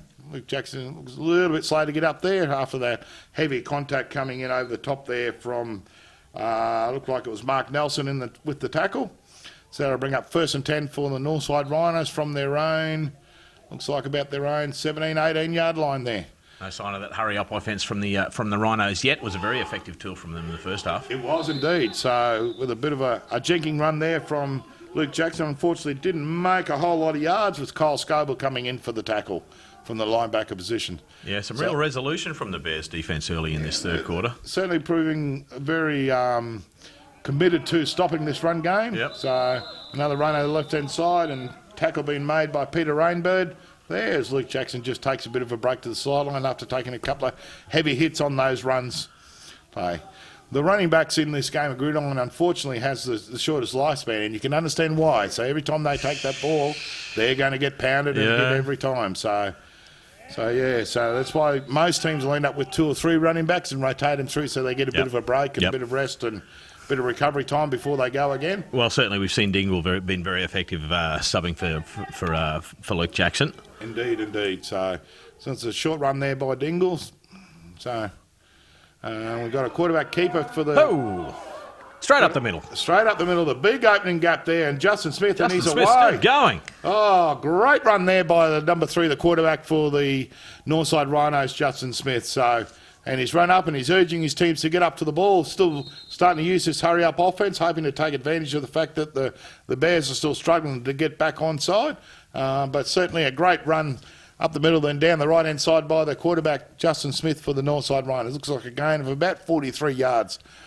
So he's certainly been very effective when he's run the ball this afternoon, sure. He hasn't done it often, but when he has, he's certainly made yards. Oh, that's what I was going to say. He hasn't overplayed his hand in that respect, but when he has done so, it's been very effective for the Rhinos. Indeed it has. It has. So, so the teams take a bit of a break. I think the Bears called the timeout then just to slow the Rhinos down to regroup and just get their defence sorted and ready to go. We really did have a feeling that was a real decisive factor in this game, the Rhinos being able to run the Bears out of their comfort zone, out of their rhythm. And certainly we saw an attempt there by Justin Smith to keep that hurry up before the Bears were even back on side. Oh, absolutely. And I think that'll be a tactic from the Rhinos in the second half, is to just pick the tempo up off the game. If you notice the sideline, certainly the Rhinos have got a bigger sideline, so they certainly have more troops on the sideline than what the Bears have available. And I think they're going to try and utilise that fact and to give them a bit more of a firepower on the field with some fresher players. So we'll see the reverse to Reece Barnes coming around the left-hand side. And looks like great step and run up the left-hand side there from number 85, Reece Barnes. So it'll be about a 15-yard touchdown run to Reece Barnes there. That's his second for the afternoon touchdown. So that'll bring up the 6 points to the Rhinos. So that'll make the score Northside Rhinos 19, Kenmore Bears 13. Jeez, it's looking ominous, isn't it? It is. Unfortunately, as a coach, you might have said that was just a little bit too easy. I think one of the Bears defensive linebackers there has just hit the wrong gap and opened up that huge gap for Barnes to run straight through. So Eddie Cocker with the kick return. It's been successful. So that brings up another extra point for young Eddie. So that'll make the score 20 points to 7 early in this third quarter. So with about 8.5 minutes to go in the third quarter, we have a scoreline of 20 points to 13 in favour of the Northside Rhinos over the Kenmore Bears. Yeah, that's a really effective way that they've opened this game in the third quarter, haven't they, the Rhinos? And as you say, with the extra numbers on the sideline, they're really starting to assert their authority. A little bit of extra fitness there as well, I think. Yeah. The game's really set to open up for them in this third quarter. It's now up to the Kenmore Bears to respond to that. Yeah. It certainly was a great opening drive to start the second half off for the Northside Rhinos. So we'll have to sit back and wait and see how the Kenmore Bears respond to that. Certainly the Kenmore Bears' first opening drive was less than impressive. So hopefully they can, with their next drive, get the ball moving, get it all happening and respond to this challenge being thrown down by the Northside Rhinos. Yeah, I have a feeling that if the Bears can't make the next score, they're going to be in real trouble. Yeah, I think so. So certainly the conditions this afternoon are continually, with this rain, continue just falling down, just enough to be annoying and just enough to upset the rhythm of the game, with Eddie Cockle with another great kick-off, kicking it dead, so not allowing a return from the Bears. So that means the Bears will take over 1st and 10 from their own 25. So certainly the Rhinos are starting to put it together. Yeah, they really are. They're, they sort of struggle with a bit of continuity early, but superior numbers, I guess, and I don't want to keep harking on that, but they're looking pretty confident. There's a lot of, I wouldn't say smiles on the sideline, but the game is really starting to roll their way. And the Bears, so far in this third quarter, are kind of struggling for fitness. Yeah. As much as they are for answers. Yeah, I think the Bears are just struggling for, fitness a bit and answers. I think the loss of Kelvin Howson on their line has been a factor. Certainly I haven't noticed one of their major weapons, the wide receiver number 19, James Shepherd, out there, and I've just actually had word that he won't be returning the game after suffering an injury, would you believe, in the first play of the game. He actually twinged the knee and looks like he's out for the game, unfortunately. Oh, what a shame. Bad. That's not good news for young James there. So I think some of those factors are starting to tell a little bit, against the Bears. So, but we'll see how. I mean, the teams have come back. I've seen the Bears come back from worse situations than this. Oh, of course. So, and they do have some experienced players there. So we shall wait and see how they go. And certainly the Bears are in the semi-final on merit. They certainly deserve to be there, and they're certainly capable of winning this game. Oh, absolutely. Yeah. Quarterback Jared Stegman has got a bit to do, but mate, he says, blitz up the middle, unfortunately not picked up there by the Bears line. And I think that was actually Joe Tuamavave with the middle. Yes, it was Joe Tuamavave with the middle blitz straight up the A-gap there. And I think there was a bit of a botched blocking assignment by the offensive line of the Kenmore Bears, and that allowed Joe Tuamavave to get some pressure on Jared Stegman, which interrupted his throw. Yeah, you could have sailed a city cat through that block in the Bears' defence. Yeah, we have a saying, there's enough room for a Matt truck and its partner. So, and that's just about what hit young Jared then, was the Matt truck in the shape of Joe Tuamavave, former Queensland player and Australian trialist at the moment. So, flag on the play, whistle's blown early. I think that'll be an offside on the defence, so that'll be a replay down and indication from referee Tim Renshaw there. So an encroachment on the defence. 5-yard penalty, still third down. So it'll be an extra 5 yards for the Bears, and they'll get to repeat third down. Yeah, penalties again. You can tell both teams are really keen and they're firing off as soon as they're able to. So you can tell there's still a little bit of nerves out there this afternoon, with just under 8 minutes to go in this third quarter of this exciting game between the Northside Rhinos and the Kenmore Bears, with the Rhinos leading by just 7 points and 1 touchdown, 20 points to 13. Yeah, you really get the feeling that the Rhinos' defence are really looking to turn the screws on the Bears now. Oh, absolutely. Another blitz coming. Oh, long pass, just broken up right at the death there by number 86, Bradley Boland. So pass intended for, looked like it was number 83, Kyle Bowpitt. So unfortunately for the Bears, that pass incomplete. So that'll bring up 4th down for the Kenmore Bears. Great defensive play there by young Bradley. Yeah, absolutely fantastic. Their corners and safeties have been outstanding all afternoon, once again. Indeed they have. Young Ben Wickens and young Brad Boland there have been very, very good at the corner, covering these Bears wide receivers. Yeah. And I think that's certainly been a part of the fact that the reason the Rhinos are ahead by 7 points at the moment. I'm a little surprised, though, that we haven't seen the Bears attempt to throw up the middle. Yeah, it's sort of... I think where the Bears used to be very strong up the middle, and now I know why they're not throwing so much, was James Shepherd. His territory was across the middle. Yeah, of course. And with that knee injury there, I don't think they've got quite the confidence to get there, with another busting return there by Lachlan Barnes, and with the tackle being made there, the stop by Paul Buttercup Mason. So. Jeez, the sound of that impact made the hairs on the back of my head stand up. Not that there are many, but they definitely did. Yeah, I could certainly hear the thud from up here. Yeah. I mean, Paul Mason's been known around the league as one of the hardest hitters guys around the league, and certainly showed why on that instance. Yeah. So that'll be 1st and 10 for the Northside Rhinos there. And we're just starting, I think, to take control of this game, take the game by the throat a little bit. So certainly some confidence being displayed by the Northside Rhinos there. So we've got first with a little screen pass out there to Andy Young, and with a gain of about 8 to 9 yards on that play. So that'll bring up second downs for the Northside Rhinos with 7 minutes 27 seconds left to go in this third quarter. Yeah, nice reception from Andy Young as well. So that'll be second and 8 for the Rhinos from their own, Bears 49. And Fumble there. Looks like it was under a big pile of bodies there. Not quite sure who's recovered that ball there. Let's see who gets up with it. Luke Jackson managed to recover his own fumble there. I think that was just probably more a bad handoff from the quarterback, more so than a fumble by Jackson. Ball sort of went in and out and come out. Fortunately for the Rhinos, Luke Jackson managed to fall on that ball and recover it. So that'll bring up first down for the Northside Rhinos. Sometimes when the luck goes your way, it goes your way, doesn't it? Absolutely, yep. The ascendancy is definitely with the Northside Rhinos now. Yeah. Been a number of fumbles throughout the afternoon, though. Yeah, it has. I think that ball's getting slippier with a little run there from Stuart Dingle over the left side for a gain of about 4 to 5 yards. So the tandem running back duo of Dingle and Jackson there, the Australian running back duo, are certainly getting a lot of work this afternoon. Yeah. I think they'll earn a beer or two after this game. Yeah. They're probably not the only ones. Yeah. So we've got a sweep out to the right-hand side with a handoff to Jackson with heavy contact in over the top there. Just trying to work out, that man again, Paul Mason, with the assistance there from Gavin Peters. So certainly Paul Mason having his presence felt there from the defence there. Yeah, well, I mean, this is the time when if somebody really needs to stand up for the Bears and turn this game around. And if that can come from the defence and start making a couple of turnovers to cause a few fumbles, that's probably going to be the easiest way for the Bears, because they're really having trouble getting their hands on the ball in good attacking position. Yeah. The offence on the Bears is struggling a little bit, and then run up the left-hand side by Jackson. He's missed 2, 3, still going, touchdown. So fantastic run there by Luke Jackson up the left-hand side. Managed to step 2 or 3 players, pick up a downfield block, and run it in for the score.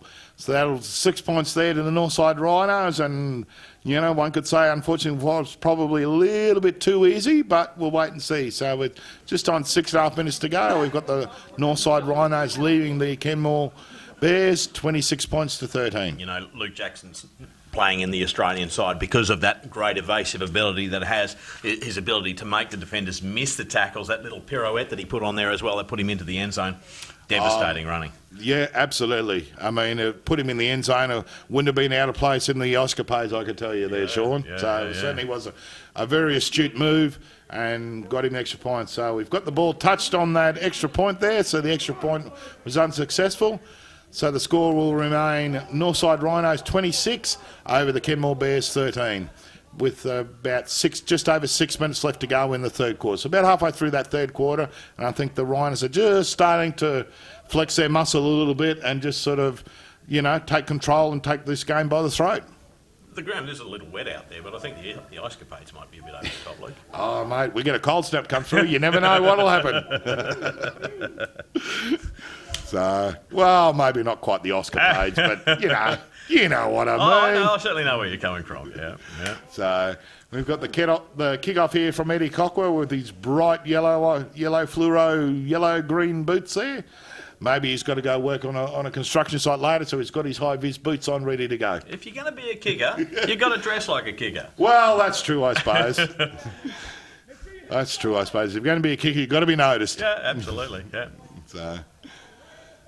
So here we go. Will it be third time in a row where Eddie Cocker manages to kick it deep? It's certainly a big kick-off there from Eddie Cocker. And no. Bringing it back. It's bringing it back from Kyle Bapin. Oh, great contact there coming in from number 22. 22, Billy Seaman. Young Billy Seaman.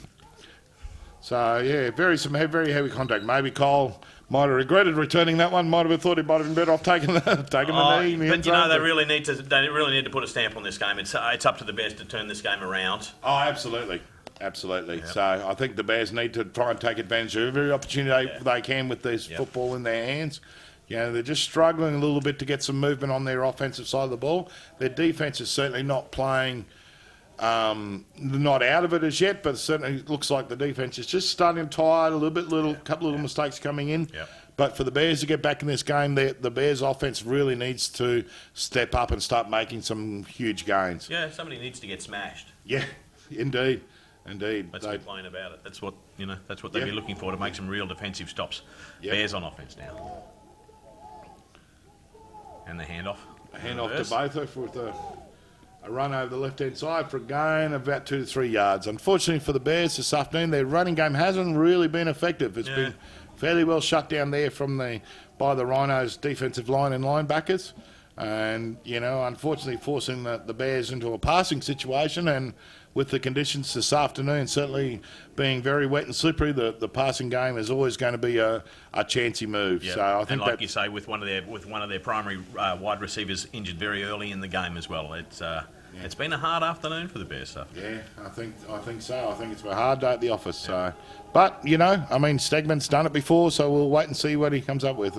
Stegman's decided to take a run himself and make a great run. Here he goes. Oh, great run down the right-hand side there from the quarterback, Jared Stegman. So he is starting to take charge of the game. Tackle being made by number 10, young Ben Wickens there. So that looks like it's about a 23-yard gain there for the Kenmore Bears, off the legs and back of Jared Stegman. So maybe Stegman's about to step up and saying, hey, guys, I'm going to lead you from the front. Yeah, follow me. Well, that was certainly Stegman was the most effective running option in the first half, I thought. Went a little quiet towards the end of the second half. Maybe that's a tactic that they're looking to resurrect in this second half, because they certainly need something. They need to run. They need to pick up some yards. Yeah, they need to establish that running game to keep the defensive secondary of the Northside Rhinos honest, because at the moment, Stegman's gone for a run on the left-hand side, and the tackle's been made by number 60 there, Aaron Huff. Aaron's made a great tackle there, coming off the defensive end position there. I think it might have been a bit of a botched blocking assignment there from the Bears, because he certainly should have been picked up. So with 4.5 minutes to go in the third quarter, we have the Northside Rhinos leading the Kenmore Bears 26 points to 13, Sean. And that's pretty much been the tale of the afternoon, is that the Bears' defensive unit just not up to the task so far, I'm sorry to say. Yeah, their offensive line is certainly struggling there. And the Rhinos' defence now, with the lead in the game, is starting to put on a little bit of pressure on the quarterback and that sort of thing, and just starting to really establish something.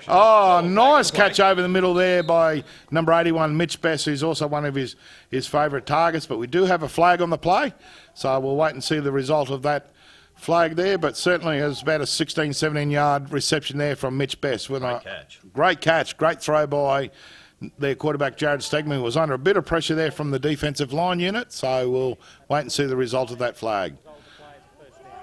Looks like it's been against the Rhinos, so the penalty was assessed against Rhinos. The Bears have declined that and taken the first down, so that'll bring up great field position there for the Kenmore Bears. So that'll make it 1st and 10 for the Bears from the Rhinos' 35-yard line. Late in the third quarter now, they need a score. Certainly, I think they need to get some points in this drive.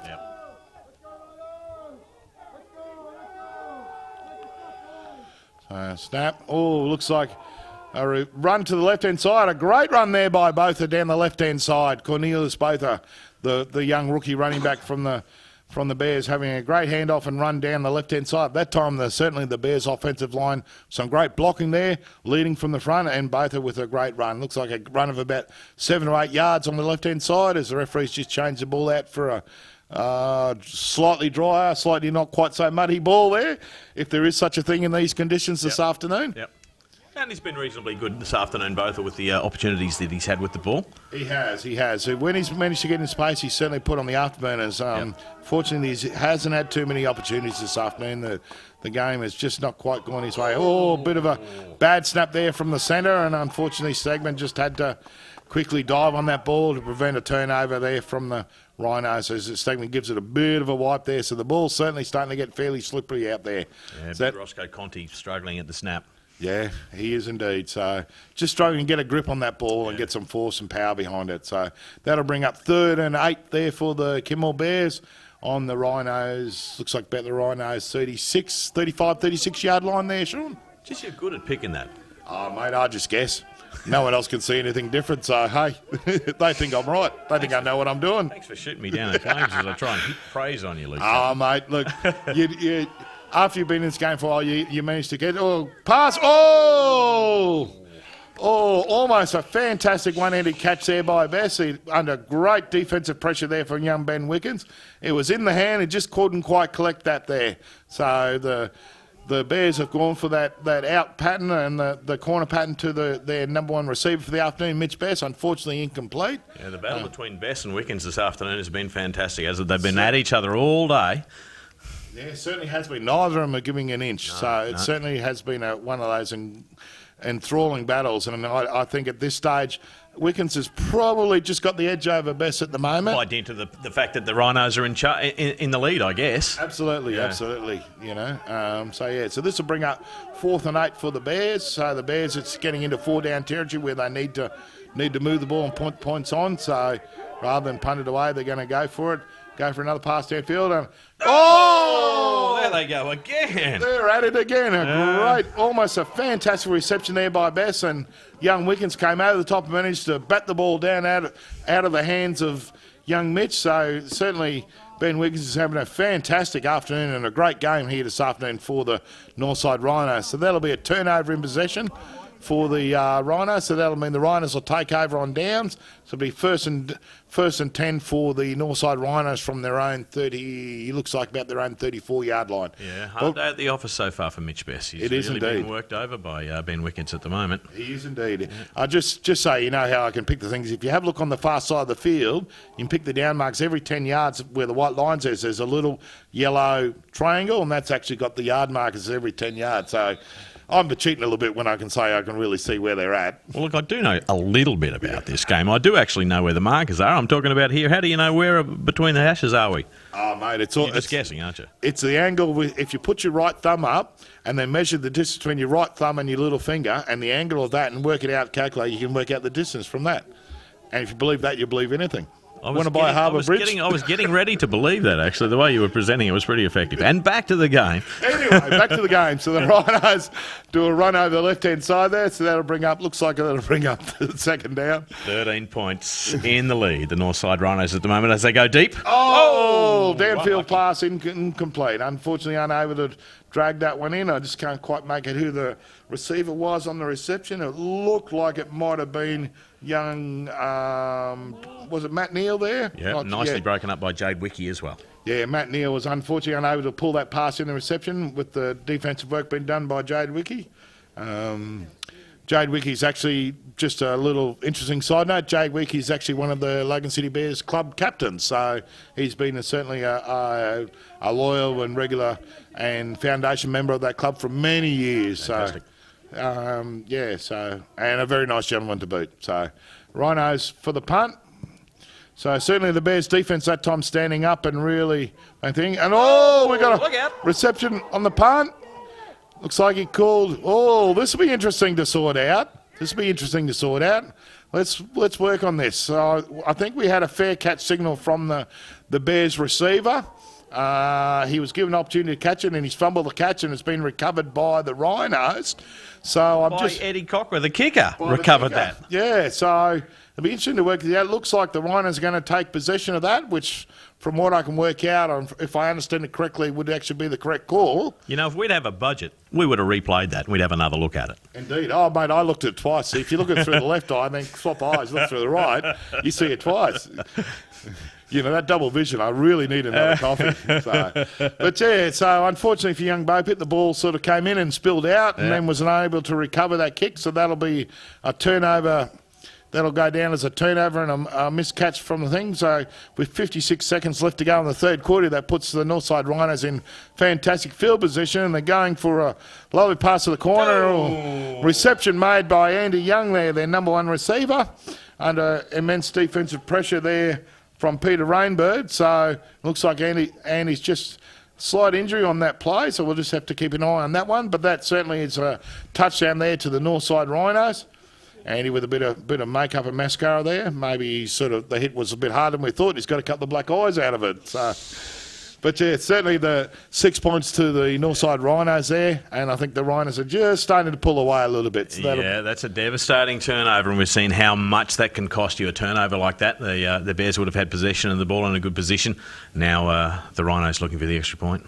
Indeed. And they're going for the 2 point with a run over the left-hand side to Jackson and complete. So that's a 2 point conversion. I think even the Rhinos are starting to recognise that the ball's a bit too hard, a bit too wet and heavy to run that kick in. So that'll be 6 points and a 2 point conversion. So that'll make it 34 points to 13 in favour of the Northside Rhinos. That's some good addition there, Luke. I've got no idea what the score is at the moment. Looking for the scoreboard. Luckily, I've got 10 fingers anymore, mate, and I'm in trouble. So 34 points to 13 there for the Northside Rhinos. So certainly the Rhinos are starting to assert their ascendancy and assert their dominance in this game. The first half was fairly even and toing and froing on both sides of the ball, but the Rhinos have certainly come out in the second half and gone on with the game. And the Bears are just struggling a little bit for numbers and that sort of thing. So, yeah. So at 34 to 13, it looks like we should be just about the completion at the end of the third quarter here, with Eddie Cocker getting ready to kick this one off for the third quarter. Yeah, great piece of play to force that turnover from that previous kick from Cocker. He was able to get up to the line and grab the ball when it was fumbled on the ground, and that was the turnover that provided them with the opportunity for the touchdown. Absolutely, it's a long-held belief long-held tenet from coaches that turnovers kill you. Yeah, and that's a prime example why it's turnover. So we've got. Looks like it's John Dangerfield on the return there with flag on the play. Gain of about 6. So we've got a little flag on the play. We'll see what that one's in, but it should be first down to the Kenmore Bears. We'll just have to see the result of the play and work out who's been doing naughty things and who's a naughty boy, and then we'll go from there. So that's one way of looking at it. Indeed it is. So with 43 seconds left to go in the third quarter, so...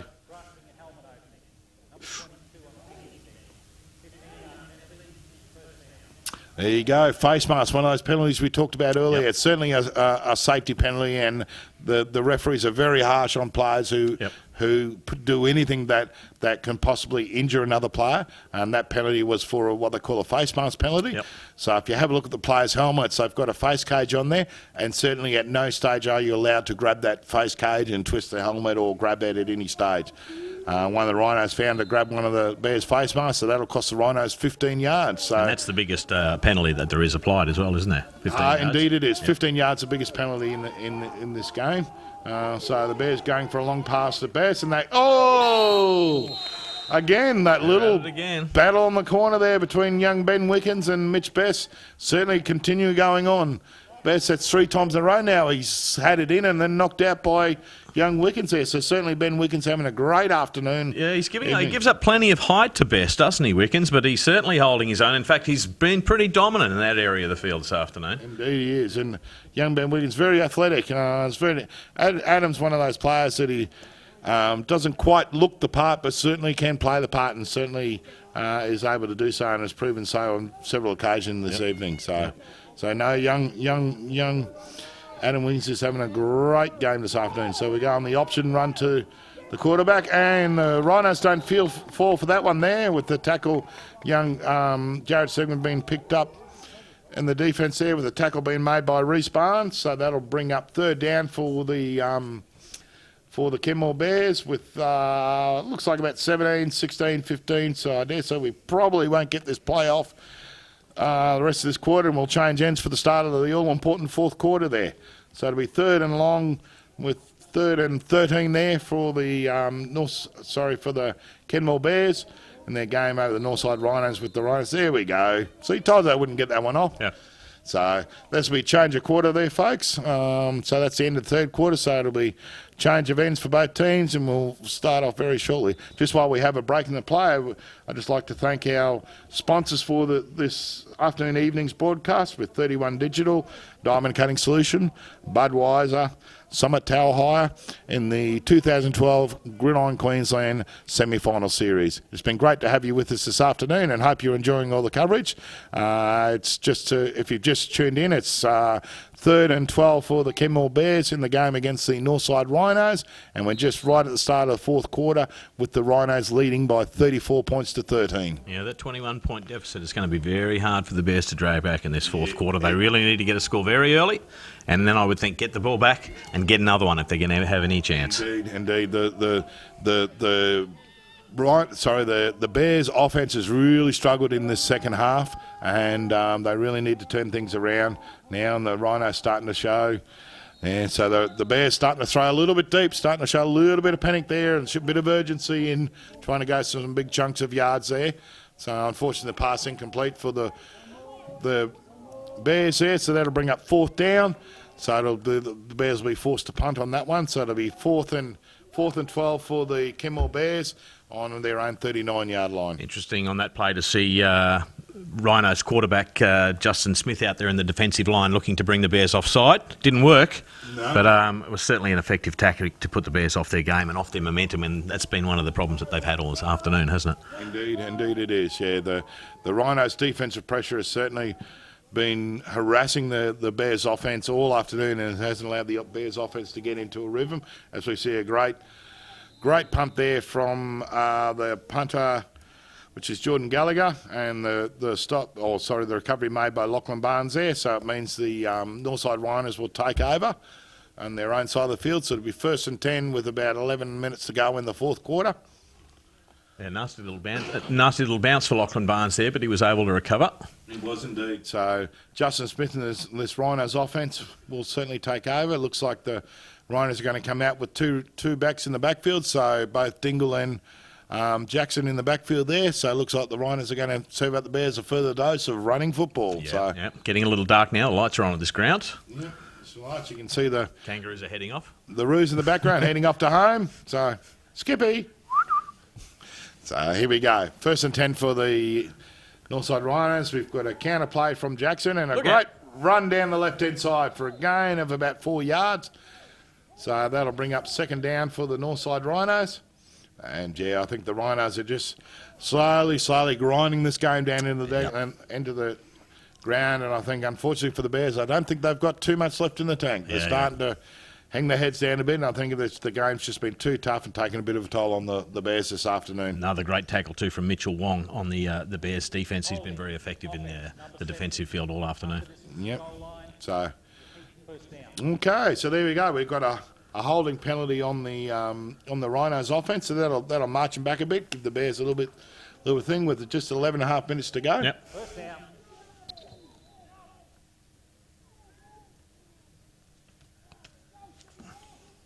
So that'll be repeat of 1st down with half distance. So we've got a run up. Oh, another run by Luke Jackson and a great step and jink and run and tackle being made by Vinny Tupy there. But a great run there from Jackson. Looks like a run of over 20 yards there. We'll just see the spot to get a final sort of yardage there, but certainly a great run there by Jackson. So that'll bring up 1st down for the Northside Rhinos from their own 41-yard line. So it certainly was about a 33-yard run there from the Rhinos. Yeah, Jackson just continues to rumble forward, doesn't he? Doesn't he indeed? Now you know why he actually represents his country in the sport at that position. Yep.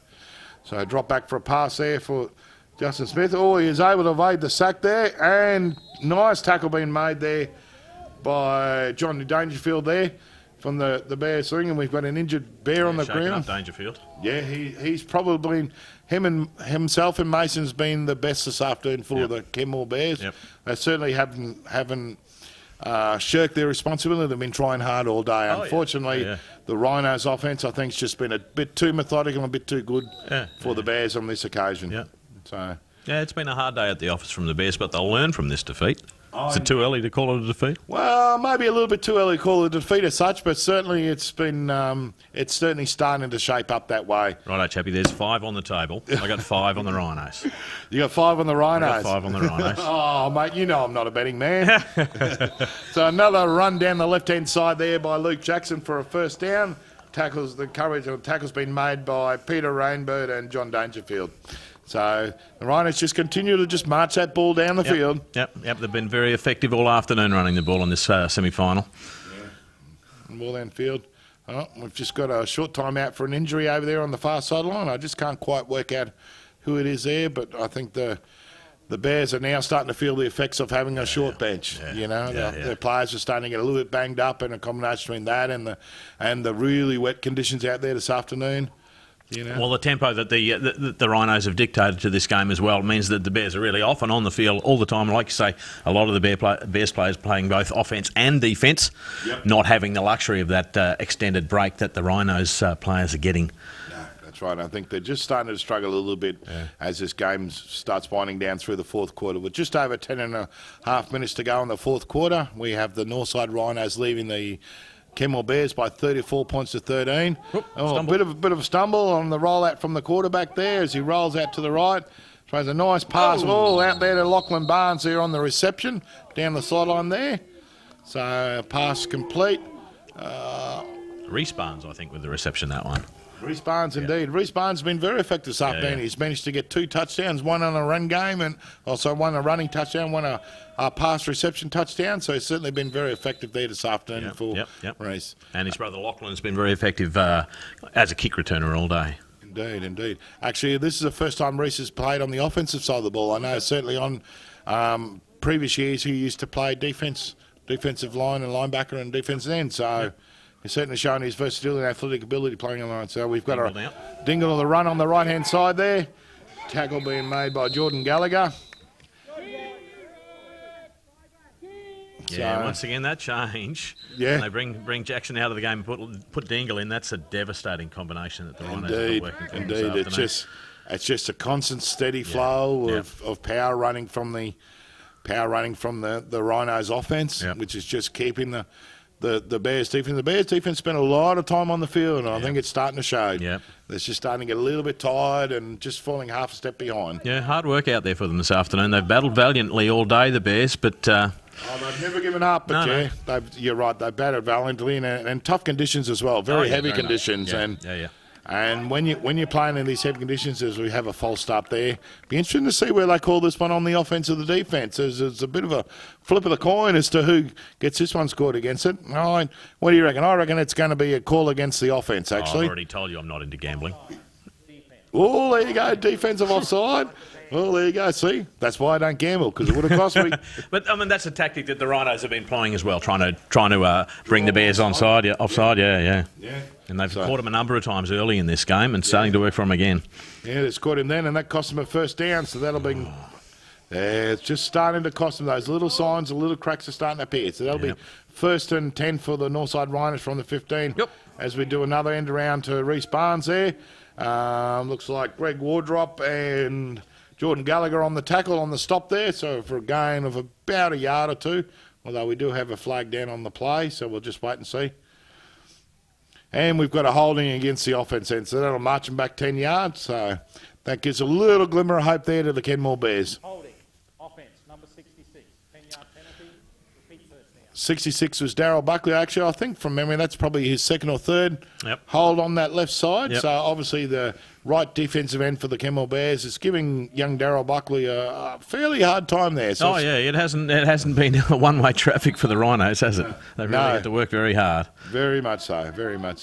So, and we got another hand off to Jackson and the run on the left-hand side, with the tackle's been made by Greg Wardrop and looks like Liam Hunter there at the defensive line. So that'll bring up 3rd down for the Northside Rhinos from the, looks like about the 22-yard line there, Sean. 22, 23-yard line. Yeah, thereabouts. So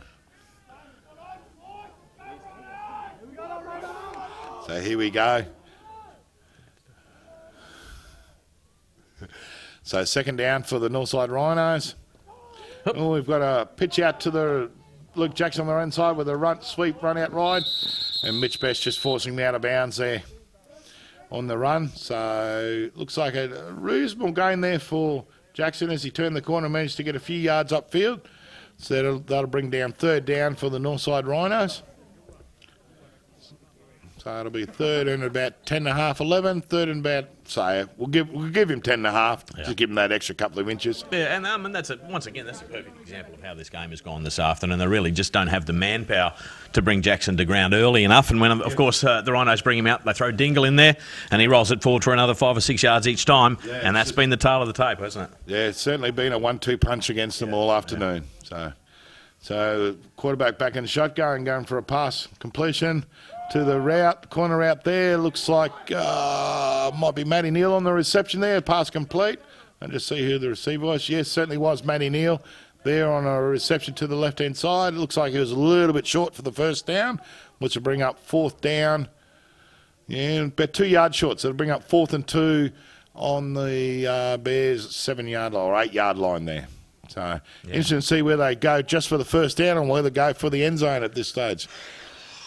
Mate, what would you as a coach? I'd probably try and get the first down. Yeah, I'd still be after the first down. I'm thinking about the end of the game now and not about what's going on the field. Yeah, indeed. Got a flag on the play. I reckon that might be a false start. So we'll just see how the referees rule this one. But yeah, as the game winds down with the Rhinos leading this afternoon, or this evening's game at 34 points to 13. Certainly, it was. False start, offense, 5-yard penalty, still 4th down. So there you go, false start that could be proved costly for the Rhinos. 4th and 7 or so for the Rhinos. 4th and 7 for the Rhinos. Yeah. But yeah, certainly it was hard. It was fairly even at half time at 13 points all, but in the second half it's been all Rhinos offense. And the Rhinos are going for it again. Yeah. Put on 21 points so far and they're going for it again. The pass over the middle. Oh, nice reception over the middle there. And a touchdown there. I just can't quite make out who the receiver was. It was Matty Neal. Look at that. Matty Neal with a nice reception over the middle there on the post pattern. So that's another 6 points there for the Northside Rhinos, and they're just really starting to, I think, sort of prove that they're worthy winners or worthy Sun Bowl contestants here, winners of the game this afternoon and worthy Sun Bowl contenders here for the 2012 season. Yeah, very much so. That brings it up 40 points to 13 in favour of the Northside Rhinos with less than 5 minutes to go in this 4th quarter of this 2012 Gridiron Queensland semi-final. And they're going for the 2-point conversion again. I think Coach Maguire's worked out that the ball's just way too heavy for it to be our thing. And looks like a bit of a broken play, but a quarterback keeper and dive from the Justin Smith, the quarterback for the Northside Rhinos, which is complete, and touchdown or the conversion completed there. So another 2 points. So that makes the score at the moment 42 points to 13 in favour of the Northside Rhinos over the Kenmore Bears. Yeah. So certainly been all Rhinos this second half. Second grand final in a second Sun Bowl in 2 years for the Rhinos coming up. Indeed it would be. Yeah, it's, the Rhinos last year were beaten by the Gold Coast Stingrays in the Sun Bowl in a fairly close and tough and torrid encounter. Yep. And and certainly the semi-finals last season were very tough, and this year's lived up to that expectation and reputation of being some very hard fought and tough games. And certainly the Bears this afternoon have not been disgraced, but the Rhinos certainly shown their ascendancy in this second half. Yeah, and the Stingrays, of course, one of our teams in the other semi-final still to be contested. Yes. That'll be a hell of a game if it ends up being the Rhinos and the Stingrays in the Sun Bowl 2000. Yeah, replayer last year, so it'll be very interesting. But yeah, certainly we've got one other game to go in this semi-final series, which is yet to be played, but the Rhinos going to kick off here with a lead of 42 points to 13 over the Kenmore Bears. So Kyle Bopich just taking the reception in the end zone, taking a knee there, and he'll take the touchback on that rather than trying to run it out. He'll take the ball first and 10 for the Kenmore Bears from their own 25. I think he learned his lesson. Yeah, he thought he'd try and run that third quarter and got a couple of hits around the chops for his trouble. So anyway, so the Kenmore Bears will take over on offense. Unfortunately, unable to get their offensive moving too much in this second half. So let's see what they can do with this possession. But it'll be 1st and 10 for the Kenmore Bears from their own 25 in this first 2012 first semi-final between the Kenmore Bears and the Northside Rhinos. And the Bears looking to win back something to take home with them this afternoon. Oh, intercept thrown there by young Jared Stegman intercept taken. Oh, Reece Barnes again. So Reece Barnes on the intercept. So Reece Barnes been everywhere today. Would be close to their best player, scoring a couple of touchdowns on offense and then turning up on defense for that intercept and nearly running back there for another touchdown. So that's certainly not what the Kenmores Bears coaches would have liked to see come out of Jared Stegman's arms, but unfortunately that's football. Yeah, I know at the office for Stegman this afternoon. It's they've been up against it all day, the Bears. The Rhinos have been very effective in every aspect of the game, haven't they? Indeed they have, yeah. So there was about a 17 or 18, actually it worked out, look at that, first and goal from the one, so it would have been about a 30-yard return from young Reece Barnes there, so that'll be a change, or turnover possession, change in possession, so the Rhinos will take over possession, first and goal from the 1 yard line, so the Bears certainly didn't want that one, so we've got to sweep out the left-hand side with the run to young Dingle there. So just waiting the result. Yeah, touchdown scored by young Stuart Dingle there. It's good to see the young fella getting some points in the semi-final. So that'll bring the score to 48 points to 13 with the Northside Rhinos starting to run away with it a little bit there, Sean, over the Kenmore Bears. You know, I think unfortunately the Bears have realised that their season's pretty well done now, and the only thing they've got to look forward to is the Mad Monday. Yeah, well, they really need to stand up here, though, the Bears. They can't afford to just let the Rhinos continue to roll over them in the last couple of minutes of this game. No. Otherwise, it has a tendency to get a little embarrassing, I'm afraid. Indeed it does, and I think so we've got a short run up the middle there to... Was that successful? I'm not sure. Yeah, I'm just waiting to see. Yeah, one's called it, one hasn't. Who knows? No. Let's see. Hang on. Let's see what we've got rule here. The referee's going and trying to decide. Let's go. We have... Rhinos are keen. Oh, Rhinos are keen for it? No, not surprisingly. The Bears are saying, no way, man. No way. And Mick Jenkinson holding his arms up there saying, my armpits smell. Come on. Look, they really do smell. Okay, here we go. Let's get a report from head referee Tim Renshaw. Here we go. It was unsuccessful for the point after try. So that'll keep the score remains 48 points to the Northside Rhino, 13 points to the Kenmore Bears. So the Rhinos have managed to put on 35 points, unanswered points in this second half here in this 2012 Gridiron Queensland semi-final. So with only just a few minutes left to go in this game, let's see if the Bears can sort of just show a little bit and hopefully get a few more points on the board late in this second half. I don't know. I think full time can't come quickly enough for the Bears at the moment. I think a few of them are probably thinking about that. Yeah. So. Yeah, it's a tribute to the Rhinos, though. They've been very effective. They stuck to their game plan. They changed tactics a number of times during the game. Their hurry-up offense was very effective when they really needed to produce something in the second quarter, and I think that was the turning point when they were able to actually get the Bears out of their momentum, out of their comfort zone, if you like. Yeah. And the Rhinos have just gone on with it from absolutely. I think I think the Rhinos' offense has not allowed the Bears' defense to be too much of a factor. Yeah. And I think as the short kickoff's been run by, that's a bit of a surprise with the score point the way it is. I don't know why you would do a short kickoff to try and retain possession, but anyway, there you go. So the kickoff's been run by, or short kickoff's been done by number 14, Eddie Kokwa. So they're just to try and decide whether it did actually make the 10 yards or not. Definitely looked like it did to me. I mean, I saw Cockle wait for it to actually cross that line before he actually dived on the ball. Yeah. So we'll wait and see whether he touched the ball before the line or not. If he did touch the ball before the line, then it'll be possession to the Bears. But if he managed the ball cross the line before he touched it, then it'll be possession to the Rhinos.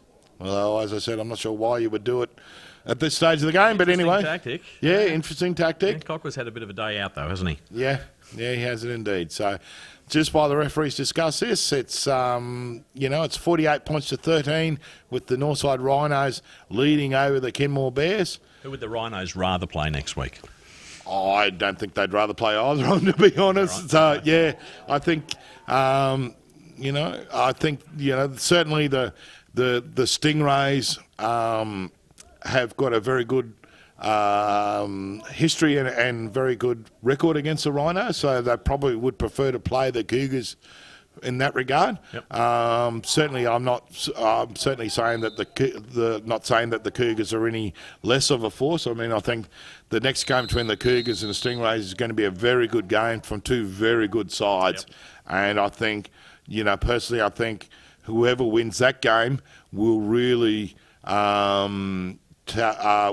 challenge this Rhinos outfit. Yep. I don't think that this Rhinos on this offensive performance, I don't think that they home and hose in the Sun Bowl by any stretch of the imagination. I think they still have to improve. I think there's generally their play has been very good.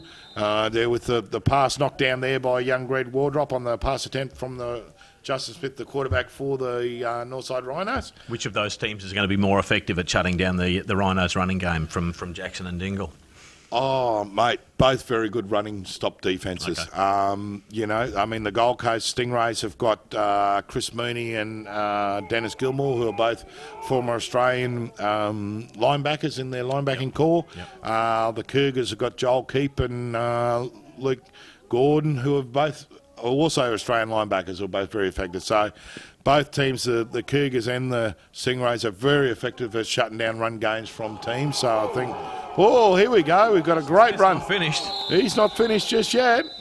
Some heavy contact coming in there from looks like it was Bart Foley there from the Bears. Unfortunately, Gavin Peavers it was from the Bears, with the rain continuing to fall here, but certainly some heavy contact for the Justin Smith, the quarterback for the Northside Rhinos. So he's still keen to go on with it and complete the game. There's no thought of seeing this game safely home at the moment for the Rhinos. I think they're getting in the mindset they need to do whatever they can to make sure of it, and I don't think they want to back off. So here we go. We've got two backs in the backfield with Justin Smith still out at quarterback there, with a sweep there to Dingle. And not a lot of yards there down the right-hand side there for Stuart Dingle. Maybe 1 or 2 yards. Yeah, but just going back to what I was saying, certainly the Western Cougars and the Gold Coast Stingers both got very good defensive units. Mm-hmm. They both have got very good offensive units. So certainly the next game between the Cougars and the Stingrays is going to be a very exciting game. And I think the matchup between the Rhinos and whoever wins out of that game will also be a very exciting game. With another handoff there to Dingle over the left side. Tackle being made by Justin Benevenuti on the stop. There with a gain of about 1 yard with, looks like Gavin Peters underneath, also assisting that tackle. But yeah, so certainly the exciting game is this rain. Is that rain getting harder out there now? It looks like. Now it's really it's really coming down. Yep. But certainly the Rhinos will go on, and whoever they do face in the Sun Bowl, it will be another very tough game. Yep. So we've got a reverse coming there to Matty Neal, coming from the left round of the right-hand side. Some heavy contact, and the ball being fumbled there. Eddie Cockwell on the recovery, with looks like it was young Kai McIntyre on the stop, with assistance from Kyle Scoble there. So as you can tell, the rain's very heavy there, and that ball's getting very slippery. Yeah. These balls they use are a Wilson ball, which is the same football that you see on the NFL games and the college football games. They're exactly the same ball. They are a leather ball. Yeah, so this is not an all-weather ball as such. It's a leather ball that's going to pick up the rain, isn't it? Yeah, absolutely. It's a leather ball, and I mean, you'll find the volunteers and the ball boys and the referees there are actually rotating the ball. So when the weather's like this, they'll normally rotate 3 footballs through. Yep. So they'll start off with one in the middle, and then they'll just keep rotating them through in an effort to try and keep them dry. Yeah, but as this game winds down, the ball's starting to get very slippery out there. Yeah. So, and the ball picks up the mud and whatever. Well, the ball's been fumbled a fair bit late in this last quarter, so the ball's spent a fair bit of time on the ground. Indeed it is. So bring up 4th and long for the Northside Rhinos there. So they're going to go for a field goal there, just to backs it out. And field goals just to the right there of the uprights there. So wave to wave. So it'll be a turnover on downs with the Kenmore Bears taking over possession of the football there, as 1 or 2 of the Bears players there really struggling there. They're having Paul Mason there just leaning over. He hasn't given up all afternoon, young Mason. But, unfortunately, he's just been outclassed there by a much I guess, better drilled, much more effective Rhinos outfit. Oh yeah, they certainly haven't failed to put their bodies on the line this afternoon. The Bears, have they? But as you say, the numbers in the end seem to have been a deciding factor or a decisive factor in how this game is played out.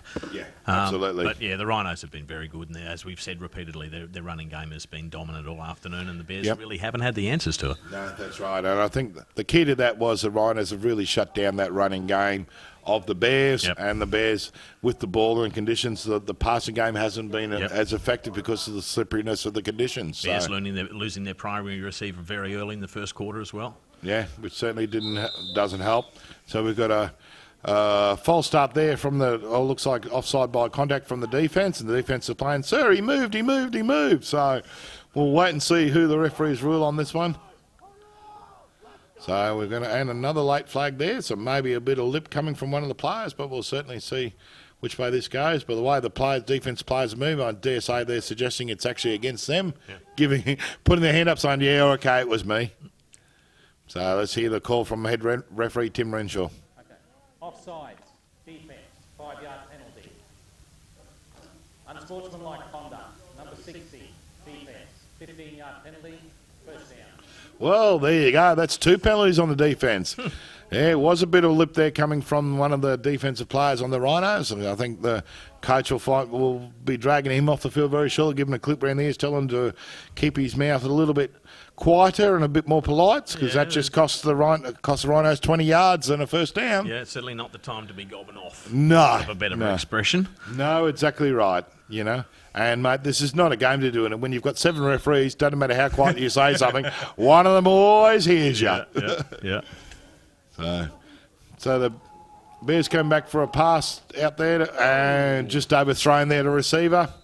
So the Bears trying to mount a late challenge and at least get some points on the board.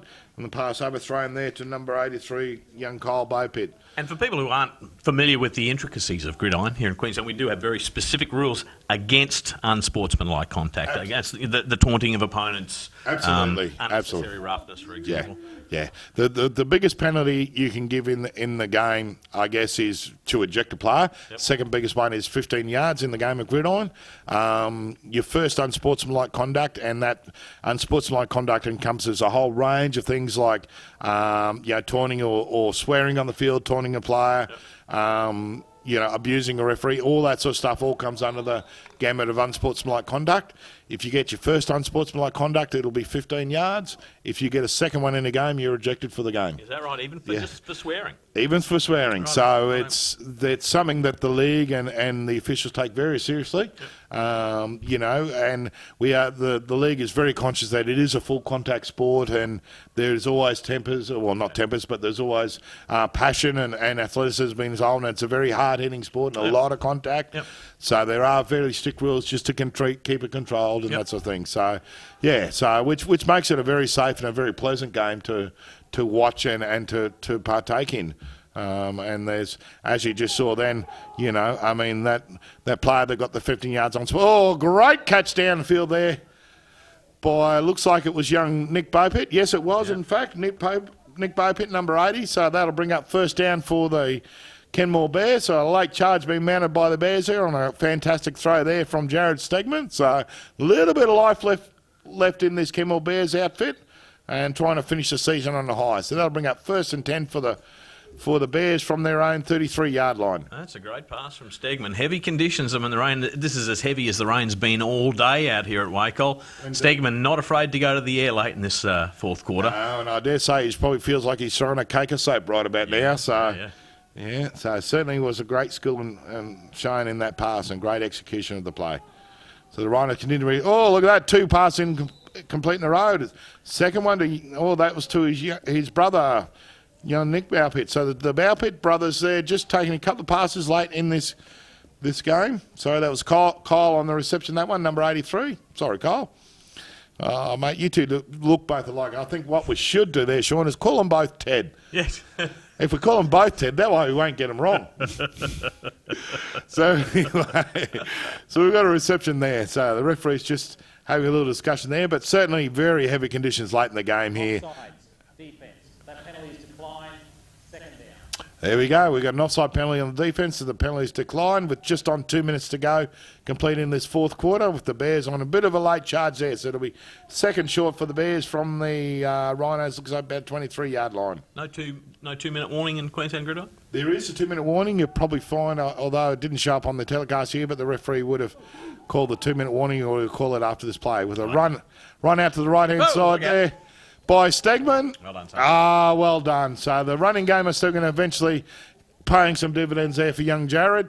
Yeah, So shape with the pitch, or shape to lateral it. Yeah. The Rhinos sort of held off a bit, and that's when that gap opened up for Stegman, and he was able to take it through for the touchdown. Indeed he did. So that brings up 6 points for the Camel Bears. So there's a little bit of life there, and they're not lying down totally there on the Bears, but unfortunately maybe a little bit too little too late, with the Rhinos now leading 48 points to 19 over the Northside Rhinos 48 points to 19 over the Logan City Camel Bears. Yeah, and a number of penalties against the Rhinos in that drive from the Bears certainly assisted the Bears getting down the other end of the field, didn't it? Indeed it does. Indeed it does. For you fellas. Yeah, there's a lesson for all the players, and I mean, and we're talking about that unsportsmanlike conduct. You probably find that the player who was penalised just didn't quite agree with the referee's decision, and that's all it cost him. It cost him another 15 yards. So I believe I have an understanding of what you're insinuating there. So he was a little bit too vocal in the fact that he didn't like the referee's call. A little vociferous in his lack of appreciation for the referee's opinion, might you say? Indeed, yes, indeed. So the conversion was successful there for the Kenmore Bears. So that brings us to a scoreline of the Northside Rhinos over the Kenmore Bears. A scoreline of 48 points to 20. Less than 2 minutes to go in this fourth quarter as this game winds down to a conclusion. So what do the Bears take out of this game? What are the positives for the Bears? Oh, look, I think they can take out the couple of things. The fact that they actually didn't give up and managed to score that late touchdown. I think they'll also probably look at the game film and a little bit of missed opportunities there. Yeah. Some of those passes, if they had it connected, I think the result would have been a lot different, but just also I think they probably will look at it and say that they were just beaten by a better team on the day to a certain extent. I mean, I don't think, the Bears suffered from a lack of execution or not so much but a lack of effort from their players. I think just the execution let them down a little bit, and the conditions certainly didn't make it conducive to the Bears style of play, which unfortunately when you run a lot of that passing type offense, it and the wet conditions, it's going to cost you a little bit. Yeah, you get behind in the game and then the rain comes down. It's very hard to come back. Another great kick return from Lachlan Barnes there. Indeed, it looks like it's about a 36 yard return there after the reception, so that'll bring out first and 10 from about the 43 yard line there. So for the Rhinos, but no, it looks like we're going back for something here. Sorry, I'm just not quite sure what's going on here. And what are the Rhinos looking to improve on as they head Illegal into the block in the back. During the return. There you go. 10-yard penalty from the spot of the foul. First down. Right, so we've got an illegal block in the back on the return there, which is why it was marched all the way back. Okay, talking about the Rhinos with just over a minute left to go in this fourth quarter of this game, Rhinos probably need to work on their on their execution of some of those plays there. I mean, the Bears have managed to put 3 touchdowns on them. And, given that the Stingrays or the Cougars will have a much stiffer defence on them, I think. Robust defence. Much more robust defence. I think the Rhinos will need to work on their offence a little bit. I think you find that the coach won't be happy with the number of penalties that the Rhinos are giving off, and a lot of them are silly penalties, like the one we've just seen there with the false start. They're well into double figures for penalties now, the Rhinos. Oh, absolutely. False start penalties, unsportsmanlike conduct because someone can't keep their mouth quiet. Those sort of penalties. I mean, if I was the Rhinos head coach, I wouldn't be happy with my team with those sort of penalties. They can cost you games. I think the Rhinos defence was reasonably good. But as we see a run over the left-hand side there to young Stuart Dingle. But, I think the Rhinos' defence was reasonably good. Certainly young Ben Wickens has been outstanding there in the contest with Mitch Best there. But the rest of the Rhinos' defensive secondary have been a little bit quiet in the game. The linebackers have been good in places, not quite so good in other places. So I think there's little things to work on as this fourth quarter winds down with only 44 seconds left to go. Looks like the Rhinos are just going to kneel it out for the completion of the game. So just to fill folks in, what they do is the Rhinos will take a knee and that'll complete the play, but the clock will still keep running. So they have the option of using up that 24 seconds that Yep. they've got and take it to the next play, do it again, the game's over. Pretty much, yeah. And it's a safe way to end the play. Yeah. And I mean, the reality is, if the scoreline of 48-20, the result's never going to be any different except for a Rhinos win at this stage. Yeah. So, with less than 12 seconds left to go, they don't even need to run another play. But so that'll be conclusion of this game, and we're just waiting for the referees to confirm that and hold the ball up as the rain continues to fall here.